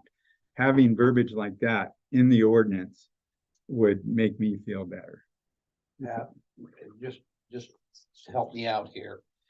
Would you require that language if all of a sudden we came up with a grant and the staff says, hey, we got a $500,000 availability on grant, and it can adjust our rates? We're not going to need an ordinance to tell us that we need to do that. I mean, that's common sense. That's within our purview to make sure that we're doing everything necessary to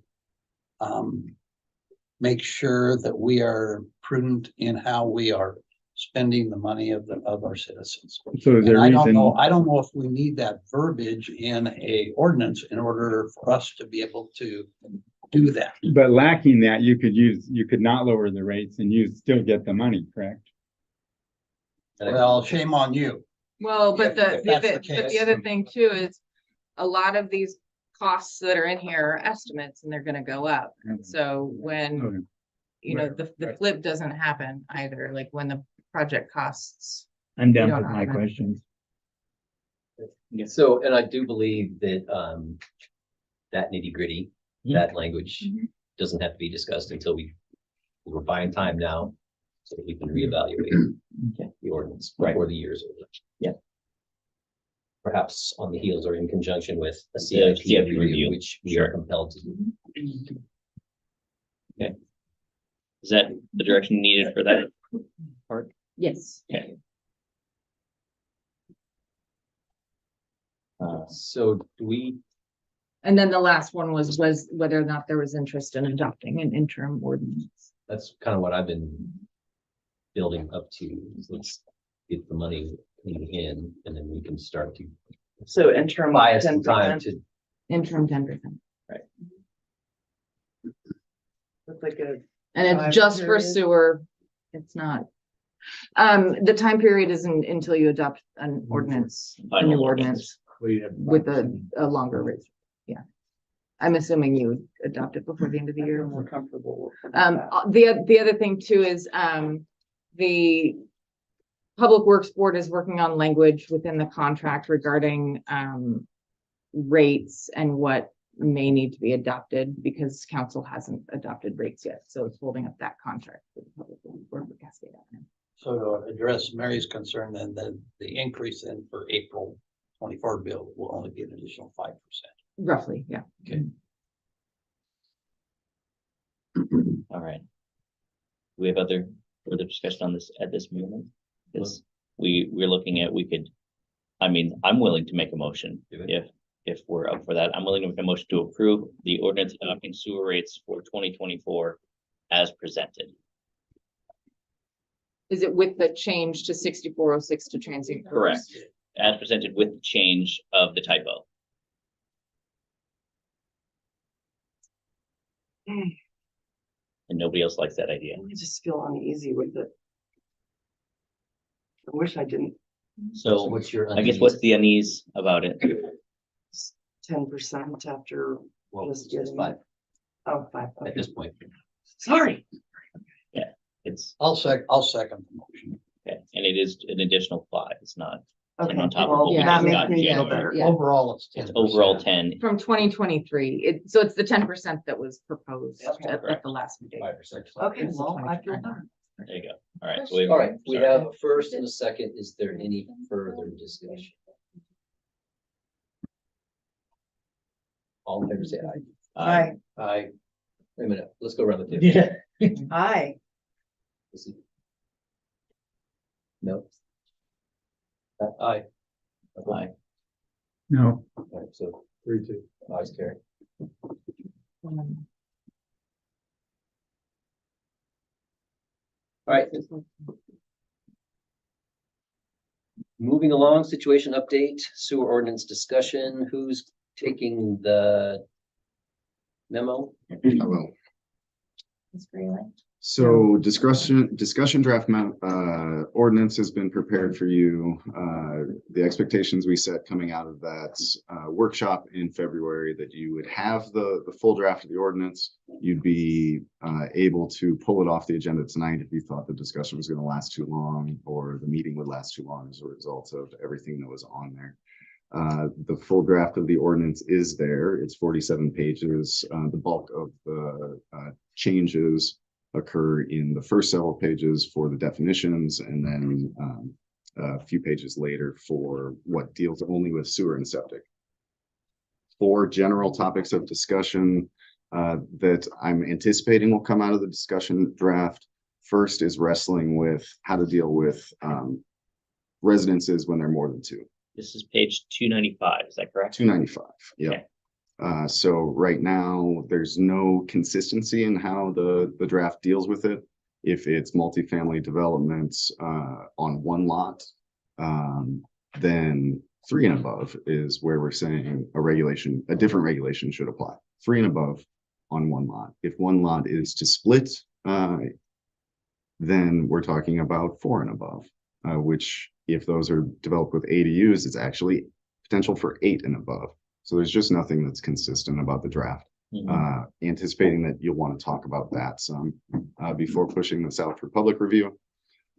Then moving into that general debate about whether to have prescriptive exemptions or maybe not exemptions, but standards for what is required to extend and connect a sewer and what is not versus to require more and then grant case-by-case relief upon appeal. So there wasn't consensus on that when you all discussed it. There was a general sense to try to be as prescriptive as possible and not do the case-by-case review, but that's available for discussion again, since there wasn't full consensus the last time, now that you're seeing the overall framework. That appeal framework is drafted, including 7 potential criteria. That does include water quality. I know that you didn't want to do that. Discussion drafts are intended to generate discussion, make it easy for you to pull things out of there that you don't want to take into the future. So pulling them out is easy. Adding them in on the fly is harder. Sure. Pull them out where you don't want. That applies to generally anything in here, including, I'm anticipating at the end, wrapping up to have some concrete policy purposes. What are we trying to accomplish when we adopt this? So that when somebody comes to you later and say, why are you doing this? What are you telling me? Yeah. We can point to that and say, city council is aware of that. And that's what they sought to achieve with this. So that's all there. Potential guidance tonight is that preliminary decision. Do you want to talk about it tonight? And then the second and third are, is it ready to push out to the public for public review? Can it be amended and then pushed out to the public for public review tonight? If it is pushed for public review, are there any specific expectations that you have as part of that? I think that you have been dealing with the rates and the capital improvement projects. This is a very integral component of all those things about who's paying for extensions. And so it may be something that you do devote some time to. Ben, this was added to the packet yesterday evening, right? And it's 40 some pages or, okay. The reason that I would say push it out is so that one could study it, because on something like this, to give thoughtful direction, I really like to understand all 47 pages. And so that's why I would say, hey, we got some other things to discuss tonight. Let's discuss this later when we can give it adequate time to review. And just, because you yourself, to understand it and to write it up, had a lot of time. I don't think you're talking to your fellow. Yeah, I know. I'm just talking that staff takes a lot of time to figure all this out. And I need an equal amount of time as one person to really understand it. And then also spend time talking to the sewer committee members about it. Hey, how does this compare to what you're thinking? To reach out to the public, myself, before we start giving direction. That's why I advocate that we exercise the option you suggested, which is that we wait till we have more time ourselves to study this. I'd like to move this to a workshop. Yeah. What? I'd like to move this to a workshop. I hate to use that phrase because that's just one more meeting. Parking lot. Yeah, parking lot, thank you. But I agree with Pat. I mean, there's some things here that we need to be able to talk back and forth across, and we do not have time to do that tonight. So what date do we want to have for that special meeting? With current staff constraints, the week of the April 15th is the first available week. I'll be out of the country, so that sounds amazing. It would be amazing for you. You can't do 2 a.m. Zoom call. No. Doesn't that document, that contains the entire chapter, and it's just the changes that are different from what already exists.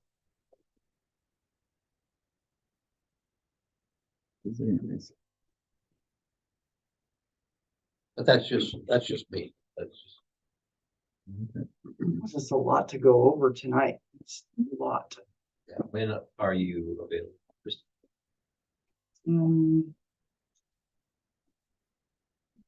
Well, I mean, I guess it's easier to say I'm not available the 16th through the 15th through the 24th. So the 14th.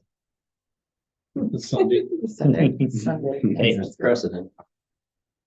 We played on holidays, on Sundays, No. No, I thought that's what we Yeah. did.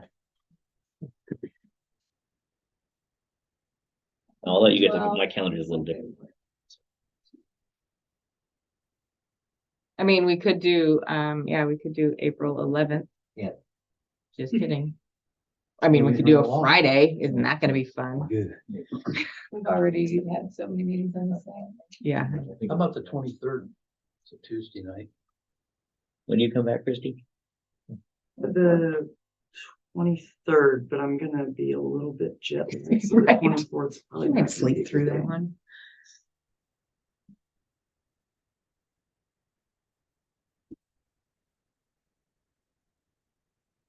We have the, We have our meeting on the 25th. Yeah. We could do it then. no, I mean, only if there's we nothing else to could, talk but about. there would need Be to the be same some thing as things this. moved. Usually means on the 18th. Move the workshop further. Again, I don't know that we would have time to talk about it on the Oh. 18th. April got.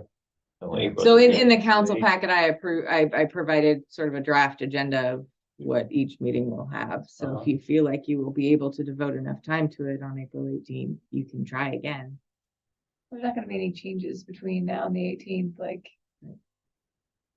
Yeah, at least that gives time to Really? digest it. Exactly. So we would, even if we're on that meeting on the 18th, at least we will have studied it inside out. All of us will have. We can, So we we can have- redline it if we want to, and, yeah.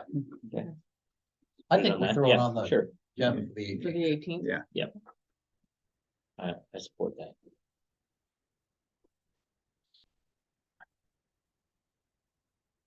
Where you going, Christie? I'm just seeing what She's not time it gonna is, be where I'm gonna be. How many hours different it is? Yeah, We'll excuse I you. mean, I might, well, just turn the background on so you can look at it. Oh, thank you. 4:39 AM, maybe not. All right. Not feeling it? Not feeling the 4 AM?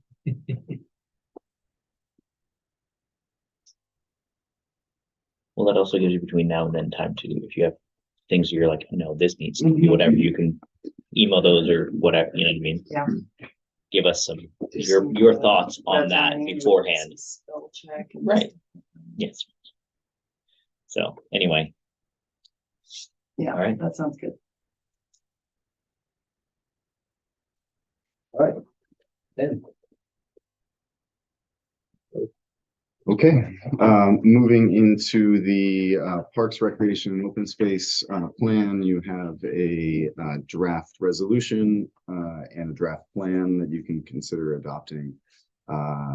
We've talked about this several times. This is the final product. Since we last talked about it, we've done a SEPA analysis, published our determination of non-significance for that. We received one comment on that saying this is a good plan.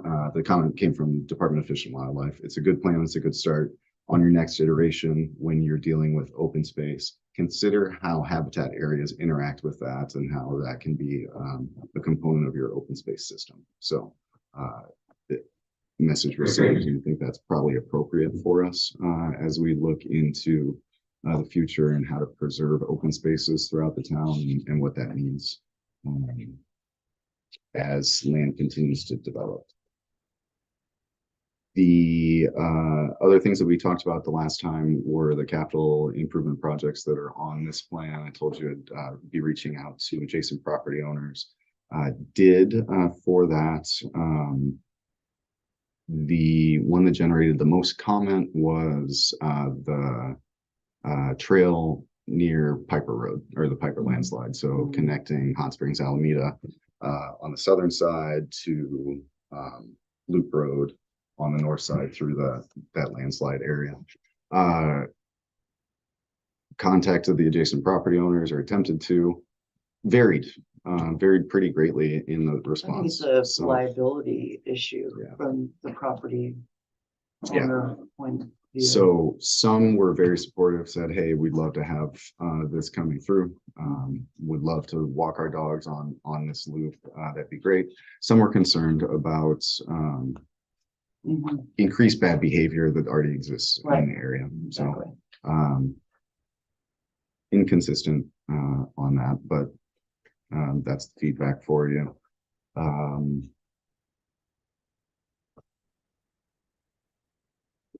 The gas station for the gateway improvements, understood the city effort to make that a better space or a more useful space in some way.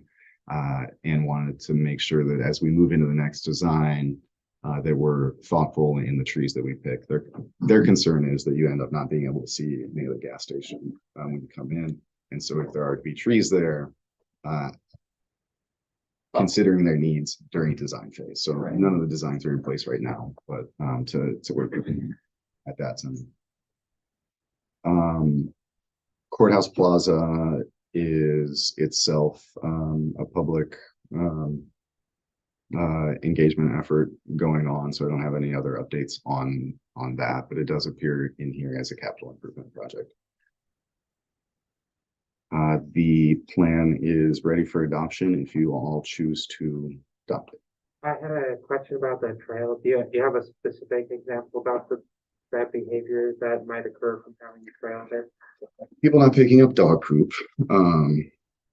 Garbage. garbage, near Would the plan include a garbage can? certainly could. Some of it is just, it's the overall accumulation of trash that happens there because it's the drive to the transfer station. And so that's flying out of people's, the back of people's cars or pickup trucks, and it exists. And so adding more users to that area could create the potential for that. I think that having the plan in place, knowing that everything isn't written in stone. A plan is always able to be changed. But I think this is really a good collaboration between different agencies who are involved in putting this together. Ben, I know this has been a real burden on you and the rest of the staff too, but I think that the collaboration that I was able to see at the end, I really appreciated. I'd like to move to approve resolution 2024-427, adopting a parks, recreation, and open space plan for the Stevenson community. Second. We have a first and a second. Is there any other discussion? I found a typo. It's page 13 in the plan. It just says Stevenson County instead of Stevenson. Mr. Chairman, you're also under acknowledgements. You have Kara Owen. This is the Director of Group Sales. I believe her title has been elevated to General Manager. We're going to acknowledge her as she sat through this entire meeting. I don't know who she is, but I know she's not the Director of Group Sales. Lonnie Gates is also a Testament, and I don't know. Like I said, the plan is made to. Can make it correct. I don't even know why I think the question was, is there any discussion? And I said I had. Yep. So are we ready for the discussion? Yeah. Okay, I have a few questions on the Park Rose Plaza part that's integral to this. Last time we talked, there was to be outreach to the county commissioners to find out, and the agreement was that the countywide survey that would go out on that we would check with the county commissioners and make sure they were happy with the wording on any survey that went out. Has that been done yet? I don't have the survey done. Okay, but then, so. They'll have input on that survey. Okay, so it'll be run by them, and then also I remember that we were the yes/no question on whether or not the residents countywide were in favor of the project or not in favor of that. There'd be that yes/no question, right? Okay. Do you have any idea when that survey will be sent out and it relates to the Spark Plans? Why I'm asking? The survey will be open on April 16th. Okay, will it be mailed out? Or? The flyer is being mailed out with a QR code as well as a link to the city website, which will have a link to the survey. And that mailing will go out the first week in April. Okay. So the county commissioners will be consulted on that in terms of. They approved their logo on the flyer. Will they approve the wording of the survey? I will give them an opportunity to provide input on the survey. Okay, because I think that was Mr. Cox's suggestion that my understanding was that they would have input on the wording. In other words, if they didn't like the wording, it wouldn't go out until they liked the wording. That's the way I understood it. Pretty much That's what I'm saying. Okay, So I that's just what- double yeah, I mean, they checking. have a representative on the committee, and that's what happened last time. And the other thing is, let's say this plan, it's already been paid for, right, with 100,000 in state money. So the plan it belongs to the city, right? No matter what the vote is on it tonight, the city has that plan and has all the ideas in the plan, correct? So those ideas, those good, excellent ideas do not go away. Correct. Based on how we vote tonight, correct? Because we can always implement any part of that plan we would ever want to in the future, right? So I'm just curious, the purpose of the vote is what? To adopt. Well, if we Of didn't what- of adopt what- it, of we, What vote? I If- get Just to approve this plan. yeah, approve I the mean, if plan? we could all vote no, and that plan would still be there for us to Well, use. yes, but we would not then be eligible for any funding through the Recreation and Conservation Office for any of the Yeah. projects. Which the major project being the courthouse plaza. So that's probably what drove this whole process. So that's really what we're talking about. when Or we maybe, vote. or maybe the trails Yeah. or anything else, Pat. It doesn't matter. Okay, no, And right, I I get, just- and I get this whole thing with the Port Plaza project. oh, right, but that's really what we're talking about. But here is no, all- no, it's not. It's, It's all the rest of it. It's not We talking can't get about funding for the rest of it if we don't, okay. if we don't. But do that. that's what we're talking about right now. The biggest project that we currently are debating in the community, the $3.2 million project. That's what this is all about. I mean, that's. No, It's it's not. not. Okay, That's what it's all okay. about. We can't Yeah. get funding for the other projects if we don't approve this plan. Well, So if we would like to do any of the other projects as well, using that funding, we have to approve But this plan. adopting this Where- doesn't mean that we're doing the park right, plaza. I understand. Where I'm at on this, we've had these beautiful gems of parks in our town for a while, like Walnut Park and stuff, and we're not even putting picnic tables at them, but we're doing $100,000 park plans and these big projects, and it just seems like, well, we can't even empty a dog waste container, the staff can't even get that emptied because they're overworked, and volunteers are emptying those, as you know. Just going. Where are you at? Are No, we I'm just up trying to with say the that questions? I think we have all these big dreams, but yet we're struggling to pay for our sewer plant. So, We have a first and a second. Is there any further discussion? All in favor, say aye. I no. Ayes take. 42. Who's in it? No, 4-1. It's a pleasure, Dave, not a burden. Thank you, Ben. Well done. Ben. That was a lot of work. You can go down. Carol? How do you fix the typos? So Grayling Engineer is, one of our on-call engineers, and the agreement that's in here would be for them to do the design for the Cascade Avenue utility project. I've moved to approve the contract with Grayling Engineers for Cascade Avenue Utility Improvements Project Design and Engineering Services in the amount not to exceed $168,233. Second. I was. Getting better. The first and second, any discussion? Yes. Go ahead. When was this put in the packet? This contract? The This- contract was put in the packet today, Yeah, but about- the agenda item was put in the packet, when the packet was. So the contract itself was put in the packet about 5 o'clock today, right? No, it was put in, about 2:30. 2:30, yeah, but there was no email sent out to council members even saying, hey, this is in the packet at 2:30, and you might want to read this $168,000 contract because we wanted a yes vote on it. And so, I mean, I saw it at 5 because I accidentally happened to have looked and there was an addition to the packet.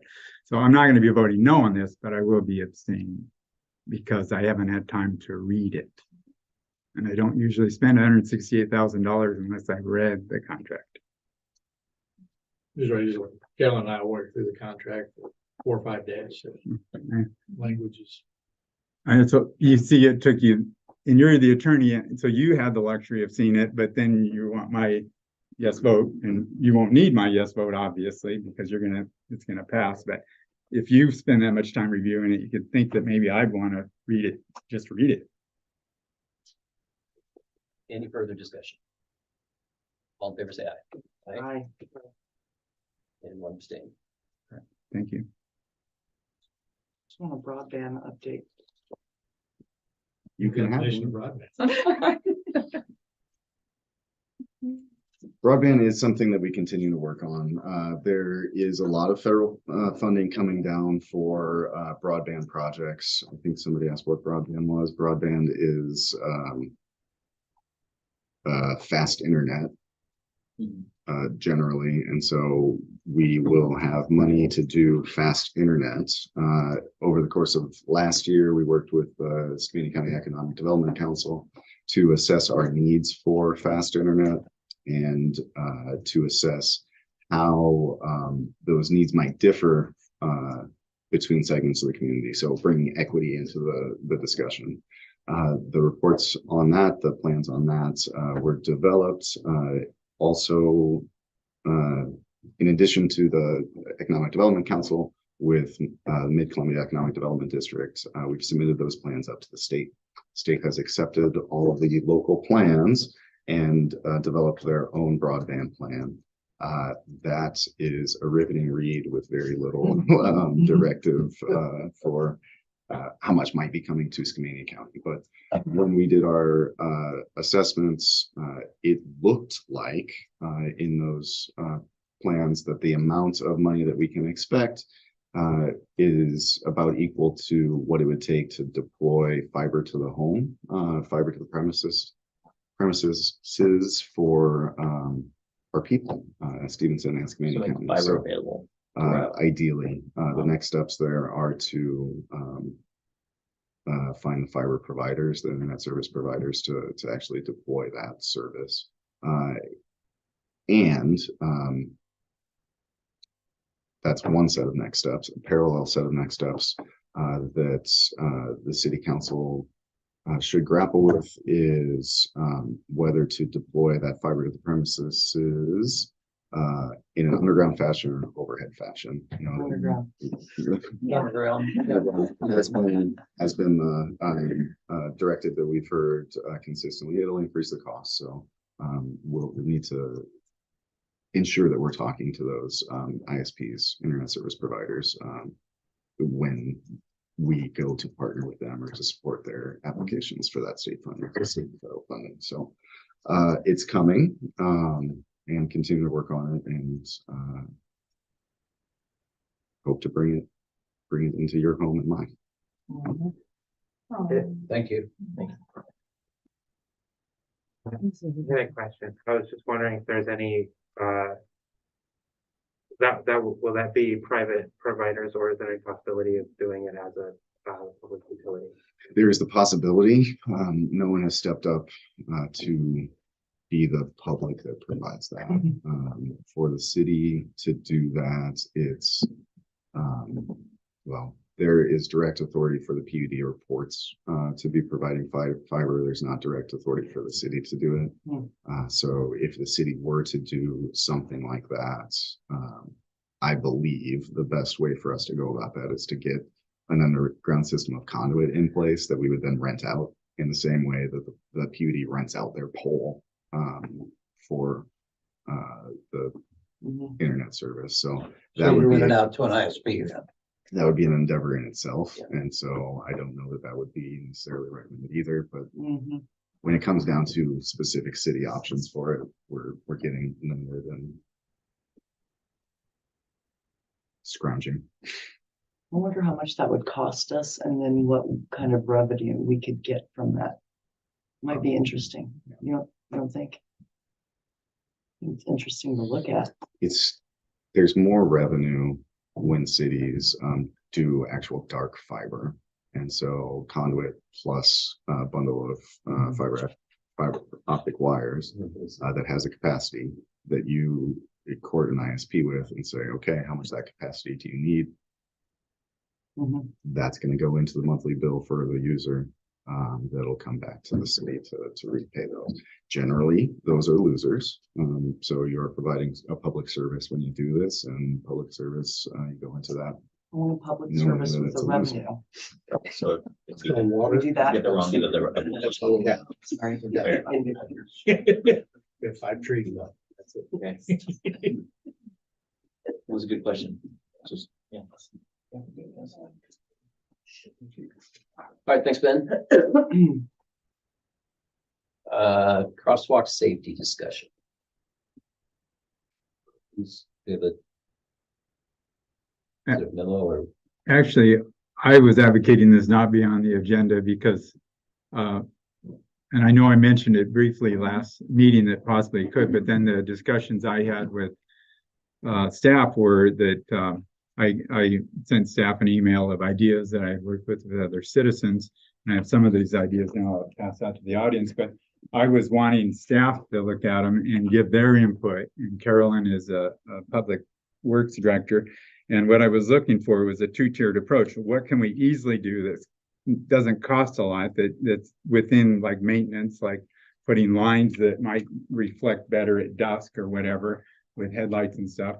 And then looking for grant opportunities with the safe passage, you know, the safe routes to school programs, and then look for grant opportunities. So actually I wasn't advocating that this be on the agenda tonight, but it was put on there anyway, so we can discuss it, because I think staff was thinking that they would need allocation of money to review it. But I wasn't, but I wasn't ready for it to,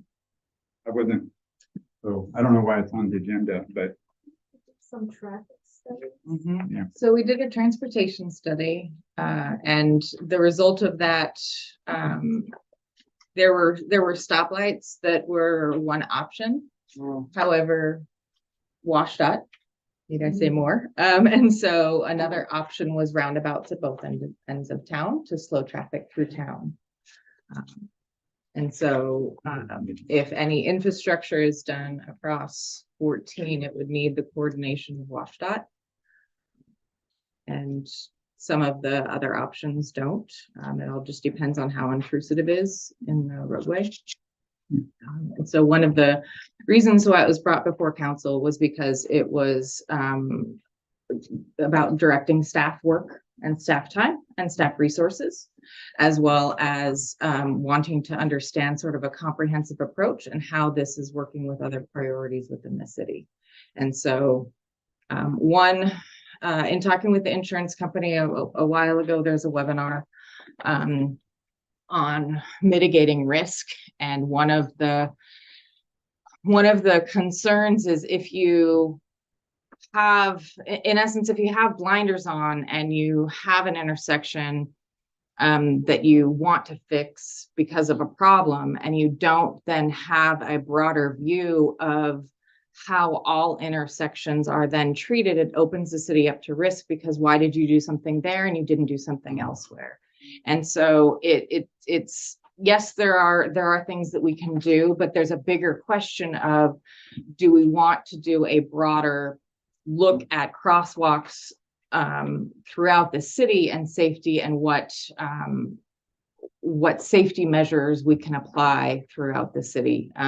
The study that we did wasn't very specific for crosswalks in nature. It did touch on it, but it wasn't looking at it very specific. I guess the metrics that are involved in any kind of study like that. You know, how do you do the crosswalk up by Stevenson Elementary versus down here on 2nd Street where you've got all the traffic? And I agree with Pat. We definitely got an issue, but where does that go and how does that tie in with WADOT? And because that just in and of itself is a major issue. I mean, we've seen that issue before.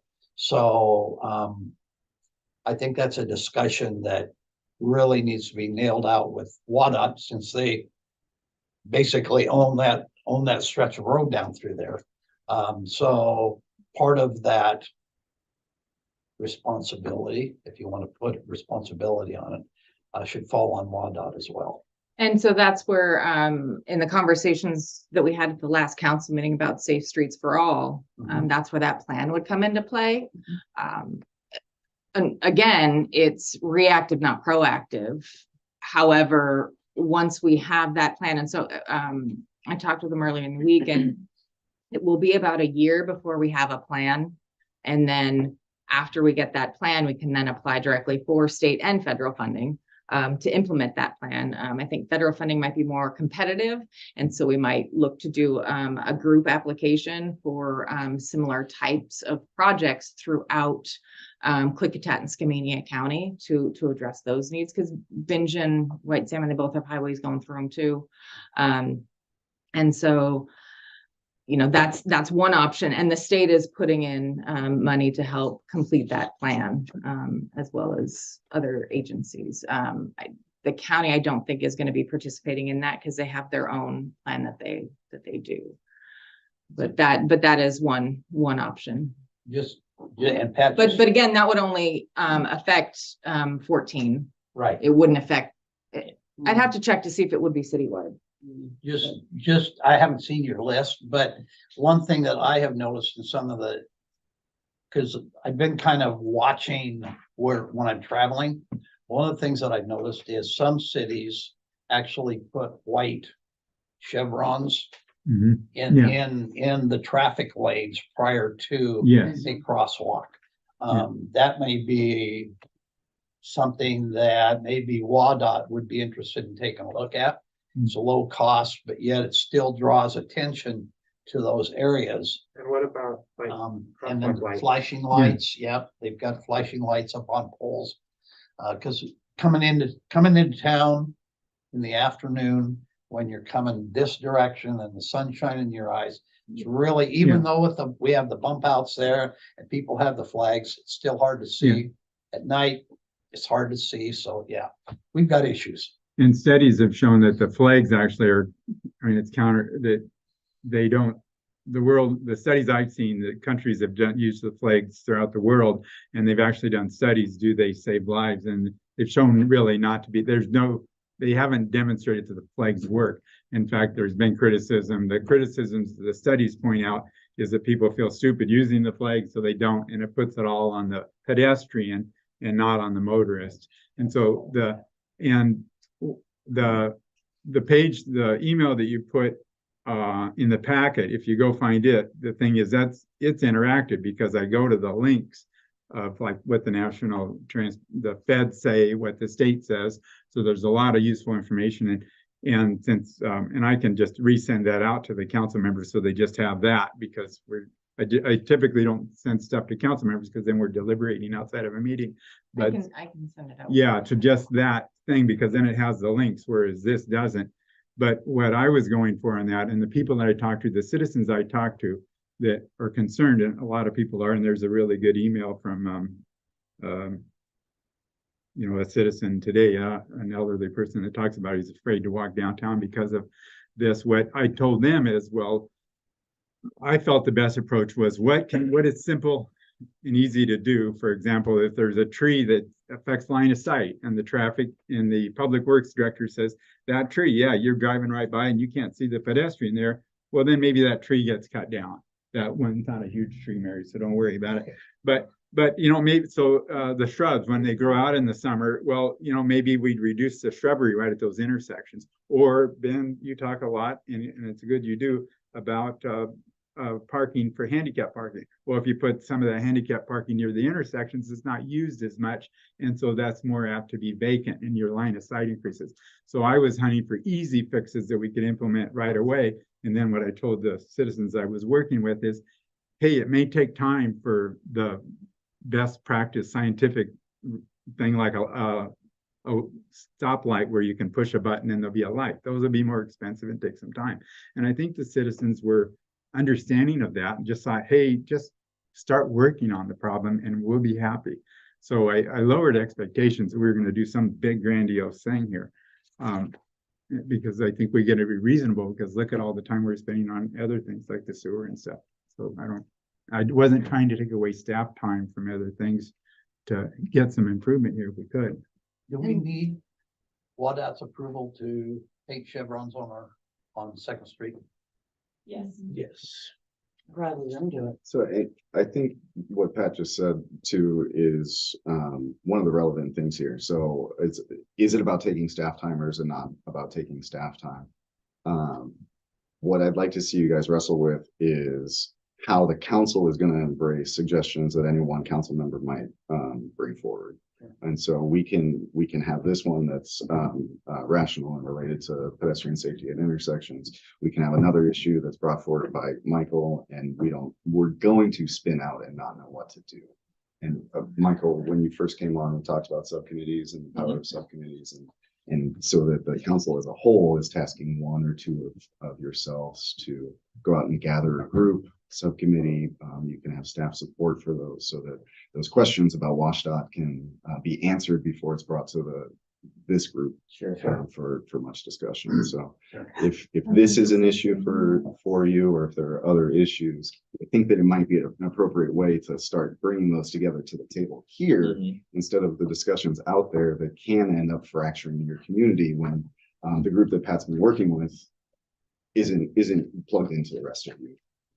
Like we're not in contact with we may have different, so maybe a subcommittee of, because like this one, was an issue that Pat brought up, but absolutely Dave's, and I walk all the time downtown. I walk a lot because of where I live, and same thing with Pat. I mean, I see you guys walking. So those are things that are important to me. So I would be willing to look at being on something that would look at, hey, where can we put resources? What's easier? What's harder? What falls within our purview versus WADOT and all that stuff. So yeah. I'm also interested in that. Careful. Right. Same way, we can't all do it. I'm just saying this, but this is something that I would be willing to say that this is a big enough issue with the community, because it's brought up to me too. Absolutely. Whether it's not being able to see the pedestrians, not being able to see even, a car. I watch the windows instead of being able to see the car. I can see the cars coming in the wind in the reflection in the window or whatever. It's not something we can fix overnight, but we can absolutely start taking steps. And so I'm in support of that 100%. And I'd be willing to at least be part of that process. And this isn't anything new. It's because if I read the memos correctly from staff, I mean, this has also already been on staff's radar that this is an issue. So it's not like. No, you didn't bring up a brand new issue. No. Didn't mean that. I'm just saying. Oh, no, and I know you care about this and the people that you talk to. Yeah. I know I do too. We have at least 2 more members, so this would be a pretty easy one that I think we could try and get something together and figure out, start meeting on it outside of just this. So maybe we can talk about that. All right, thank you. On this next issue on item D, Yep. I would agree with Mr. Rice in regards to your last email to them. That this probably isn't an issue that we even need to worry about. The whole issue is whether or not we're getting our information in a timely manner in order to be able to digest it and make a decision at our city council meetings. And I think that's an issue that the staff is well aware of. And I think that we've all pretty much let them know that this is one of our desires. And I think they have their marching orders and know what we expect. Yeah, and I agree. I don't need this to be an agenda item, and I think the last thing in the world we need is a committee on it. So I'm not suggesting. Well, I think you're not suggesting that. I think the reason that even came up is because that's the verbiage that's in the correct. I procedure for the understand council. that. Yeah, So I understand. I think that's Yeah. why. Thanks for bringing it up. yes. Yeah, thank you. So I agree. So are there any changes to the expectations as far as when the packet goes out? Or are there changes to the, because it also includes the comment that you had asked for at the last meeting about public meetings, or public comment being taken at the end of the meeting. There's an RCW that we have to take it at the beginning of the meeting. So if we took it at the end, it would be 2 public comment periods, which can be done. And the only reason I brought that up is because someone may have a comment about what we have done in the meeting. And rather than waiting to the next meeting before they can do public comment. That's why I brought it up. I don't have that requirement. I mean, I think it would be a nice gesture for the public to be able to do that. So. Is it possible to where if you say, hey, if we were getting done early before the time, is it gonna be elective? I mean, in other words, if we're running late, Let the can it mayor be decide whether can we, do it. can it be an elective thing? I mean, or once you have it in place, then it's mandatory? I don't know. I'm just trying to think, is there a way to where if we Mayor, how have, do you feel about that? Well, the whole thing is that we've always made it an easy opportunity to address city council. Sure. And if something is comes up throughout the meeting that someone would like to chime in on, I think that's amazing. But we have had a lot of problems keeping these meetings in timely. Yes. So if there's an expectation that there, like there is at the beginning of the meeting, that there will always be public comment at the beginning. If there's this expectation that you can have that same, afforded that same luxury at the end, to Pat's point, might be treading on some. So yes, if we want to stick around. Mary's the only one that makes it into the meetings. Is there a way, I mean, we could adopt something that says if we're done, you know, if the meeting is finished in the, before, Within our rules and procedures. right? Then there could be the Well, okay, opportunity so- given. Sure, asking because, if- you know, we changed our rules, say we're done by 9, but you know, sometimes we're done early. I don't want to stay till 9. Well, I think Well, you but still how fall within those 3 minutes. Yeah, so follow 3 minutes and you, I mean, Comment. you're, I don't know, I just, It's not a You discussion I don't have, period. right. It's not discussion, it's not, It's we're just- gonna go back and forth, it's something came up meeting, and how many times are we gonna have 15 Okay. people? If I was gonna do one of these, it Mhm. feels like the wind's blowing in the direction we would want to do that. Yeah. Okay. Absolutely. Okay. And I guess, Leona, as far as what I would expect, as far as from the staff prior to a council meeting, is I would say probably, unless it is a time, unless it has to be done at the council meeting that particular night, I would say if we should have at least 2 days notice on stuff that's going to be on the agenda. That gives us, to me, that gives, of course, I'm retired, other than what my wife tells me to do. But I think that gives us enough time to be able to review those things and, but if it's something that's time sensitive, I would say that Right. go ahead and do what we need to do to get it on the agenda for us, but otherwise, I think, Mhm. I don't know, Pat, does that Yeah. work for you, 2 Yeah, days? yeah, and notice? in some states actually have, I know Washington's not as tight as other states, but 48 hours is the standard in some states. If it's required that notice be given in some states. I would say unless it's. Well, and I time guess sensitive. that there's a difference. I mean, so notice is given.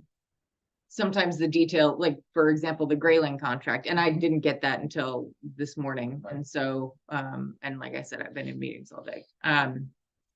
So as far as, so, I mean, the notice was given as far as the contract was gonna be on the agenda, but the contract wasn't there. So Yeah, but when I you can't- say, notice, you want all of the documents 2 days ahead of time. I would say, unless it's time I sensitive. would say if it's something significant like that, yeah. I guess I'd be curious what significant means, Right. because we've Our already $176,000. secured, Well, secured But it's the a funding standard for it I already. don't know, I'm giving an example. right, Asking a right. Question. Well, And I'm just curious, what makes it, what makes it It's significant? I 655 mean, pages. this funding's been Yeah. secured for that project. It came in well under what the initial I think it's PERS, like the relative. initial, I mean, it's gonna have to be So- like. is it a dollar maybe threshold then? there's not a dollar, I don't know.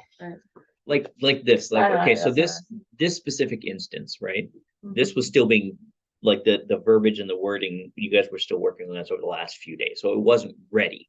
Let's say something is ready a week before the meeting, right? Then, and we know it's on the agenda, or it's gonna be on the agenda, it's gonna be in the packet.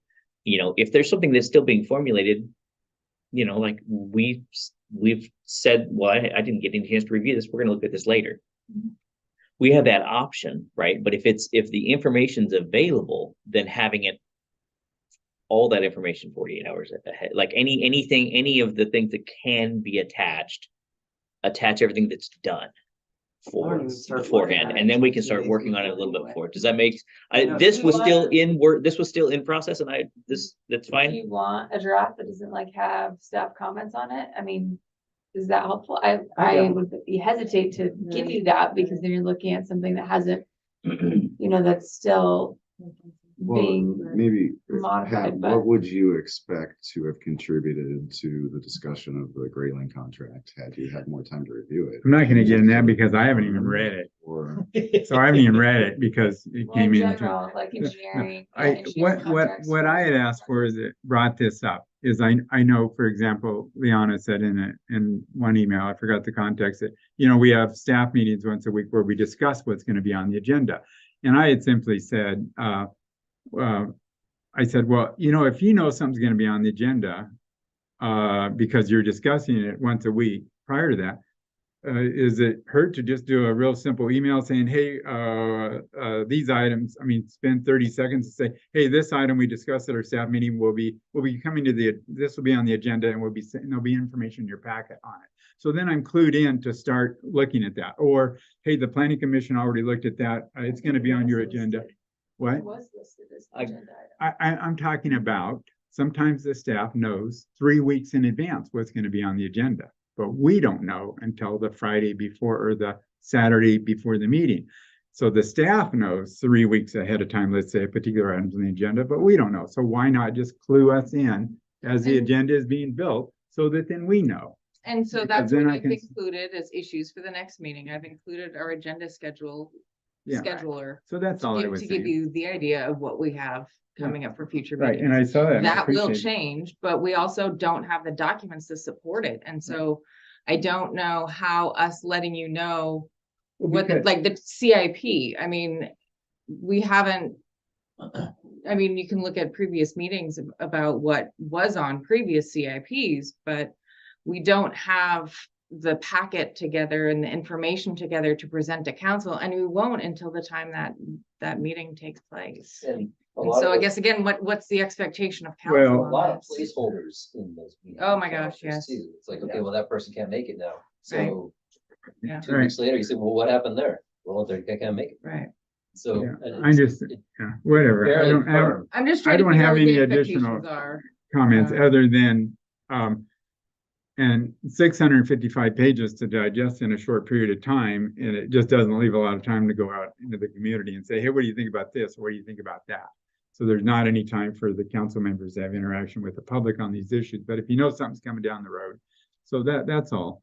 But Some of that is the expectation you put on yourself though, Pat, that you need. that's right. better input. Yeah, I know, because I So- take this very seriously. But the public is expecting all you to do. make decisions too. I know, and including one of the commitments I made to them is I will be in communication with them all the time about these issues. And I that, think one of we're the. kind of going around in circles. Excuse me, Pat. I think one of the things like for the grayling, we know that we've got that project coming up. We have seen those contracts come through Mhm. for engineering services. We know that that contract is coming up before us.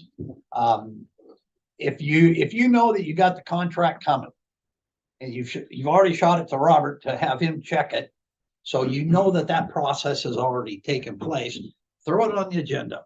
We may not need to have we may not have to have that document even there. And they did in this case. Yeah. And in this case, they did. Yeah, in fairness. they did. Yeah, exactly. In this case, they did. Yeah. Yeah, so I'm not But just. I'm just using that as an Right, so example. there may be extra things on there that don't make it onto the But there final. are things that has gone through legal and everything. So throw all that up, throw that into the agenda and let us know. I think that's probably what we're Yeah. asking. I guess in this case, as you did with that. So just as I'm always, before computers were so much part of the table. Those packets are huge, and you're right, but it's the entire, because it's a supporting document, it's the entire rules and policies of city council. So It's the entire park plan. Would you be willing, so that you don't get this paper numbness, even looking at it on the computer, links to those supporting documents? So Yeah. I wanted to let everyone know. So whenever you get emailed out, yeah, it emails a PDF, but if you go to the city website Mine's all linked and up. go down here to agendas and minutes and go down here to the meetings and you hit this HTML version, it has all the separate links to all the separate documents right there. That's what I'm using. So it's a lot easier to read than the full PDF. Yeah. But then you can just click on the separate things. And see Yeah, and what I you appreciate see. that too, because I use that. So, sorry, I'm not sharing the screen for those on Zoom or YouTube, but I read really hopefully you can fast. follow so what I I'm- said. All right, Okay. okay, move along. Okay, yeah, I know. Thank you. All right. We have, additional, discussion about office space. And that I didn't request to be on the agenda, so we don't need to discuss No, that. but there is a bigger question of Okay. what are the needs of council and what support does the city need to provide in order to help council effectively perform their role? I mean, again, like Scott was mentioning, we're more and more digital. Do we need to provide laptops? Do we need to provide iPads for equity for everyone so that people that run for council don't feel like that's a burden? I mean, So- we all have our. Okay, so So, as an IT guy, there is certain organizations, say, due to legal reasons, you I get that. very strongly suggest that you use our laptop so Mm-hmm. that there's any need to search a computer. Understand if you're using your own computer is going to be subject to discovery. So We we don't would have that in the prefer, budget, and though, here's do we? this laptop that you can use. So that separates that personal to Okay. the government. Same The with only telephones. problem is, But we there's still some use our people, phone. there's some of these elected officials that never use the laptop. And the first time they turn it on, there's a huge update and it's gonna be rebooting and I can't use my computer and it's meeting night and who is gonna help me out at 6 o'clock and why isn't this thing working? So it's a double-edged sword, no matter how. If it's one of these that you turn on every day, it's gonna be ready for you at 6 o'clock. Mhm. So as far as supplying a computer, yeah, that's money. But it can be an effective tool. And again, and to reiterate what he has said is that everything on that becomes discoverable. Understand your risk. That's right. And same using iPad, same using your telephone, you're using your telephone for citizen use, correct me if I'm wrong. Phone records aren't subject to public records. but- What's that? Phone records aren't. Yeah.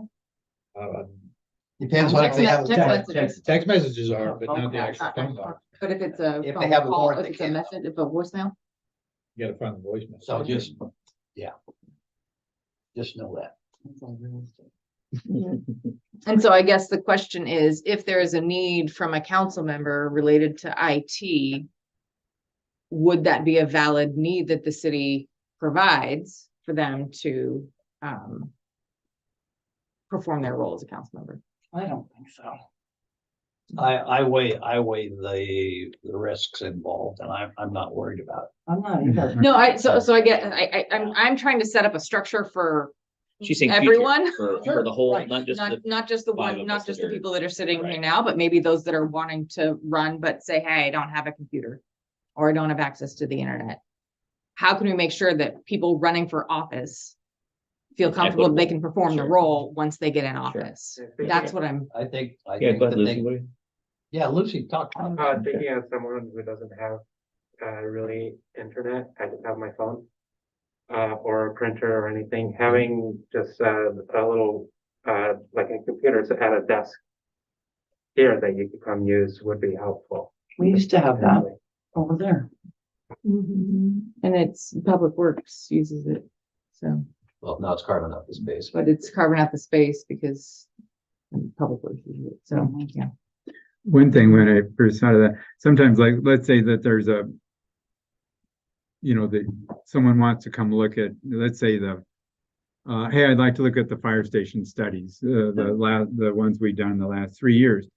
Well, one doesn't want to bug the staff about it. So you might say, hey, I just want to come in. Do you have a shelf where you got all the fire station studies? Can I come sit somewhere and read them?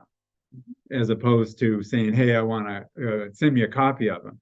And so that to me would be useful now.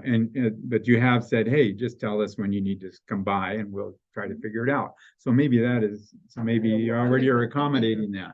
I think that's accommodating. I mean. Yeah. So maybe that's already being done, Yeah. so, I mean, it's a good question though. I would say this. I'm not interested in a new laptop, but I would make it available if it is not something that elected official has the capability to take care of, then there's the request, then we should we should honor that request. Because that's part of being a council member, and all of the time that you're volunteering to do this position. I think that the city should Right. be able to handle that. On a request agree. basis. I don't think it has to Yeah. be like, Well, we yeah, always that's have five on hand to give to everybody, I think. Yeah. Okay, Go we're ahead. getting close on time. Yep. Okay. We have some things that we must do tonight. Mhm. So, going back through the list, there are some reports that those that have submitted them have taken the time to prepare. So please take a moment to look at their reports. Staff, can you guys make it quick? And here's. Thank you very much for appointing Tony Lawson to the planning commission. We have a full commission now. Tony, I think, would be a good asset. He's a resident of Angel Heights. And so another resident on that side of town joins the commission. Past contractor. As contractor, has been involved in several boards as a volunteer, and he's given up some of those and ready to take on planning commission. So that's exciting. The planning commission, having wrapped up these two recommendations that they've sent to you, will have more time to tackle the parking plan, downtown parking plan, and so will I. So expect that as items coming forward from them over the next couple of months, probably, and continuing to finalize the different pieces for the sewer system and septic and how the community develops in that way. So those pieces are the rates, the CIP, the regulations, and the public will, and trying to line those to move forward together. Okay. Good. Thank you. Carol? Rather than go through all my different departments, I wanted to go ahead and respond to the question that came up earlier about what Public Works and the city is doing to find every dollar, what kind of operational changes we're making and deferred maintenance and additional revenue sources. So I just quickly came up with a list that I could think of off the top of my head. So I'll just run through those. So it's on the record, and that question will hopefully not still be a question. Operational changes we've made. Our water meters changed to radio read to reduce labor to read meters every month. We are actively bringing water meters into the right of way where we can, which reduces our asset responsibility length. We, as part of the lead and copper inventory, a lot of this you guys have already heard. The lead and copper inventory we went after and received a technical assistance grant so that staff time wasn't being put towards that Department of Public Requirement. This winter, we adjusted our plowing schedule to reduce overtime needs. So we ran a split schedule operationally. Whenever we actively look for opportunities to use creative contracting strategies to reduce the contract amount, mainly being like the sewer line extensions that have been completed to date, taking advantage of contractors and contracts that are in place. So in-house capital improvements are another way that staff can reduce burdens of capital improvements. So in essence, every project we evaluate first whether it can be completed in-house. So a couple of things, recently, the vac truck dump station, as part of the wastewater treatment plant project, we saved about $30,000 on that by doing part of the construction in-house. We're getting a fender for the vac truck. We're saving $600 because we're painting it in-house. We're handling the bidding and funding agency coordination for the First Street project. We saved about $30,000 bringing that in-house. Another way that we, save money is we partner. We trade, we beg, we borrow, we steal from other public agencies. We shouldn't be stealing. Not steal, borrow. As long as we authorize it, I think it's okay. Equipment and materials. So we contract with the county for road work as well as engineering services. We're working with you SDA and for sprucing up downtown to take care of assistance in the landscaping obligations. We're getting an intern. We always use the Forestry Success folks to do maintenance projects because They're more cost effective than our staff can be in some tasks. We're also working on interlocals with the PUD for some different services that maybe we can do some trading with them on. Another way that we save money is deferred maintenance. I know it sounds like we're out to fix everything, but that I would not say that's true. We definitely evaluate every time something broken comes up, whether we should, can we limp this along or do we need to fix it right now? So a few examples of that would be our oxidation ditch rotor. It's failing, but we've modified our operations so we can continue its use through construction completion. By doing that, we haven't spent $70,000 that we should be spending to do that fix. Part of the long-term water supply project. In doing that study, we're holding up on purchasing a replacement pump for the Rock Creek pump station, which is about $10,000, just materials. And then we're also holding up on painting the water treatment plant. That's about $160,000. So doing the study, holding off on the improvements so we know, so we're not throwing money at something that's going to be not used in the future. One of the other things, we have a storm line project on Loop Road that's been discussed before. It was on the capital improvement plan, but when we got the estimate from the engineering that the engineering was going to cost $30,000, we were like, okay, well, maybe we should defer that as long as we can. Lastly, alternative revenue sources.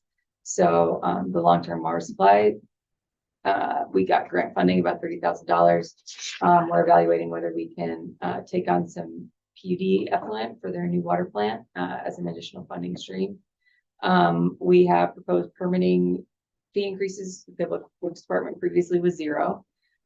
We are considering violation fees for backflow testing. Currently, that is 0 if folks are not compliant. There's fog compliance violation fees that are assessed but haven't been put into place. We had our leak study completed by Evergreen Rural Water rather than a private contractor, saved $5,000. We got an effluent flow meter for a grant. And we got a DNR grant for some of our tree stuff. So I just we do look under every rock, whether it's $600 or $160,000. Every purchase is evaluated. So I just want to be really, really clear about that. One thing you taught me too was sometimes spending money is saving money. So with equipment instead of the downtime plus the staff time to repair. Every single time. Get what you pay for. Thank you. Thank you. Couple things. One, Cindy from the EDC had a question about clarifying who the voting member will be for the 0.09 and CAT committee. I don't think that was clarified, so I just need to know between Pat and Dave, who's going to be the voting member for those committees. Well, you can And do council. CAT and I could do 09 and I'll come to CAT too. I instead of you babysitting me on that, I can babysit you, but you can vote and then on 09, I'll vote. How's that? All right. Okay. No, I was joking with I him on that. definitely need babysit. All right. Well, again, remember that there's representation of the council. Right. Well, and that would then have to be approved by council. So Dave's for CAT and Pat's for 0.09. Okay. So is So is your that vote? consensus? Yeah, I think it's Motion? consensus. Okay. I'll go with that. Unless Chrissy wants to be on it. And then just there's lots of records requests, and so I'll be getting together with Tiffany to see how we can put information on a portal that we have through our Laserfish contract, and also just in reviewing the council policy that all written information material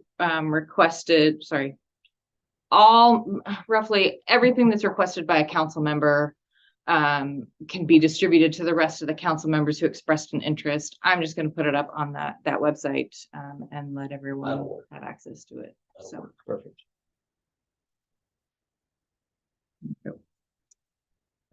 Yeah. I would entertain a motion to approve the vouchers. I would move, or go ahead, Christie. I saw you. Over here breathing. I know it. You were just taking a deep I'd breath. like to make I a would entertain motion a motion. to approve the vouchers as presented. First and a second, any discussion? All in favor, say aye. Aye. Any opposed? All right, anything for the agenda next month?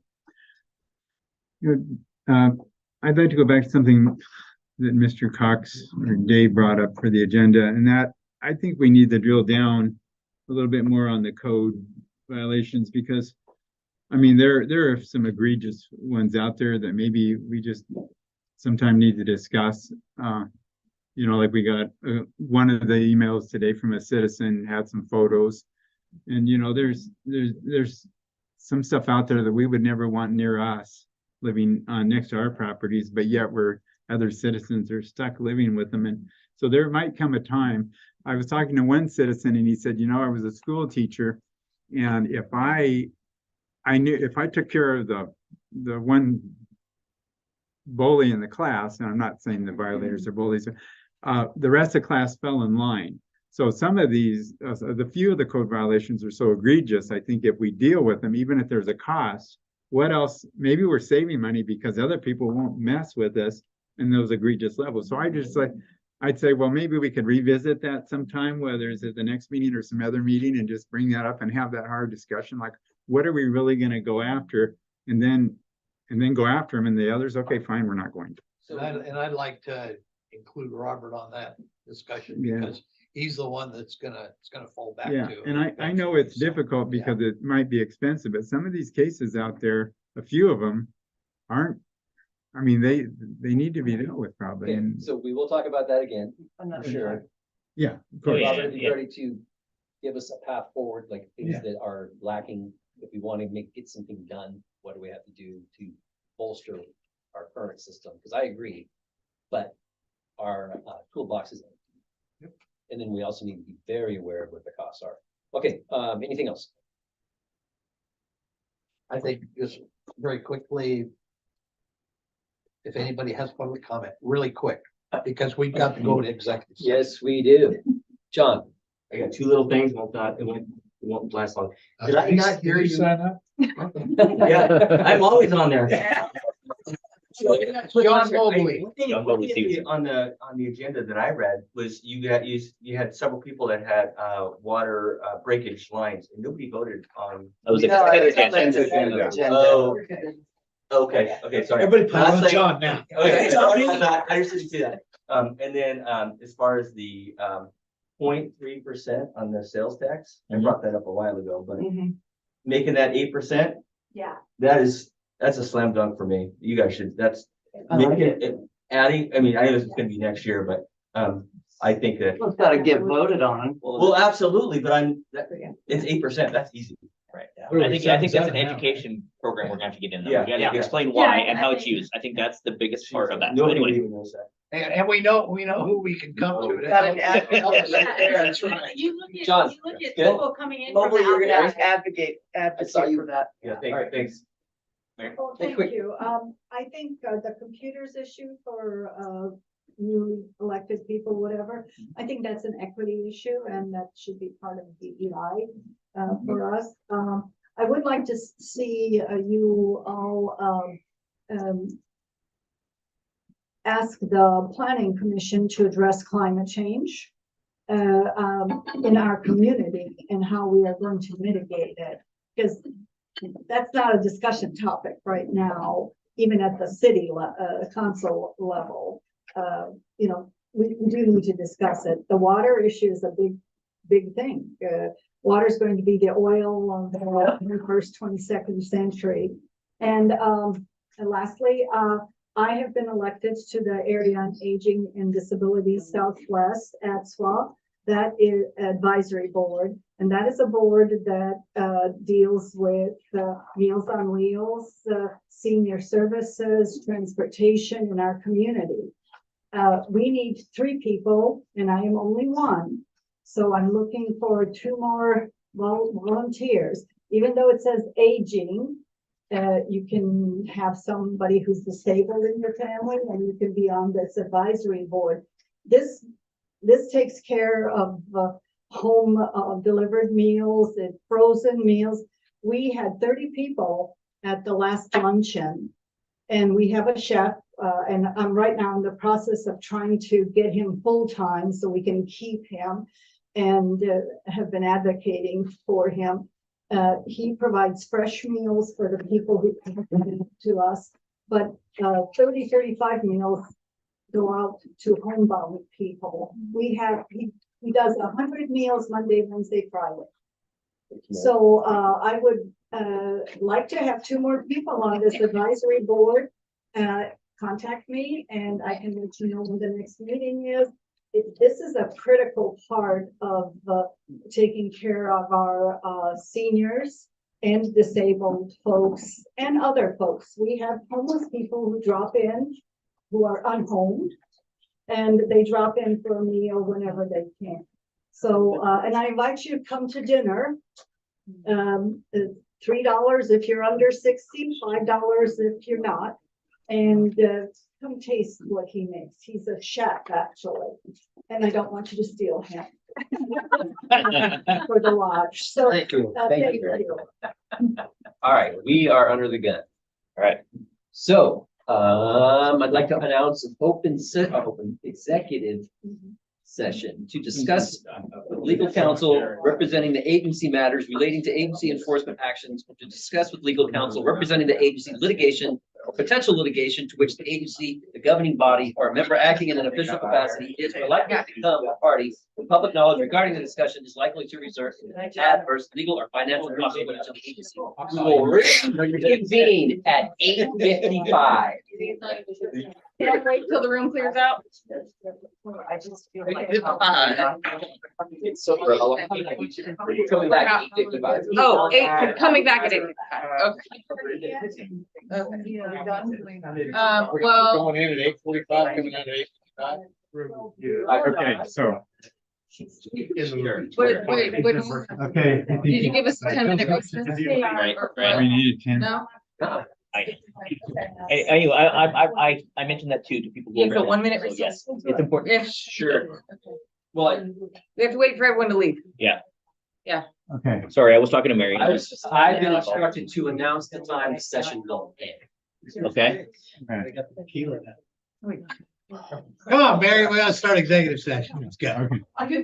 Yes. Yes, we are. We're waiting for you to leave. And Mary, you are 3 people. Thank you, Mary. Yes.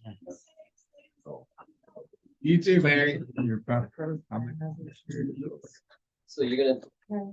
Wait, Zoom. Oh, Kara. Carry on the car. don't make me come out there. No, and I just need to make sure everyone else. Did someone, is this someone's jacket? That's mine. Okay. And that's I think that's yours, right? Oh, it is, yeah. We gotta get Dave in here too. Dave's the one who's keeping. No, it. Is he locked You out? locked out now? Yeah, so I know he's holding it up. Thank you. Okay. You're on my list. Hey, he said 8:55. Yeah. Okay. Okay, let's go. So wait, you said 8:35 for 10 minutes. I need to stop the, Recording. well.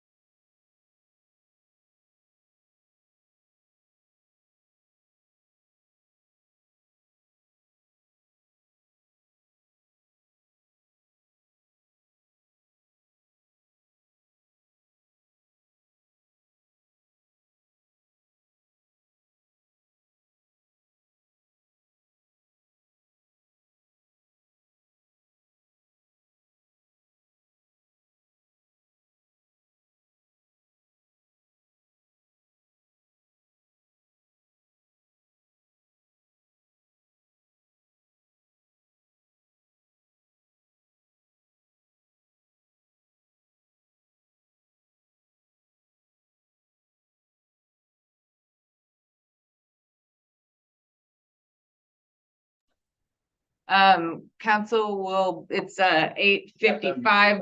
We're gonna go for what, another 10 Till minutes 9:05. till 9:05, the executive session.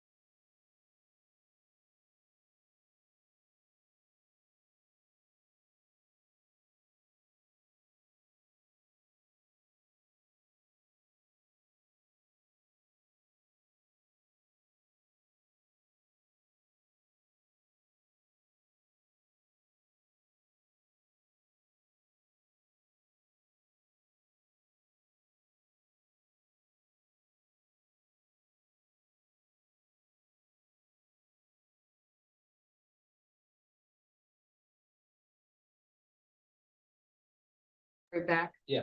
Okay, we're back. We're back into open session. There are no motions to be made. Staff will proceed as directed. As discussed. As discussed. As discussed. As discussed. Yeah. I'd And like it's to 9:05. meeting at 9:05. Right. I would have liked to Thank you. adjourn the meeting at 8:05. Clear.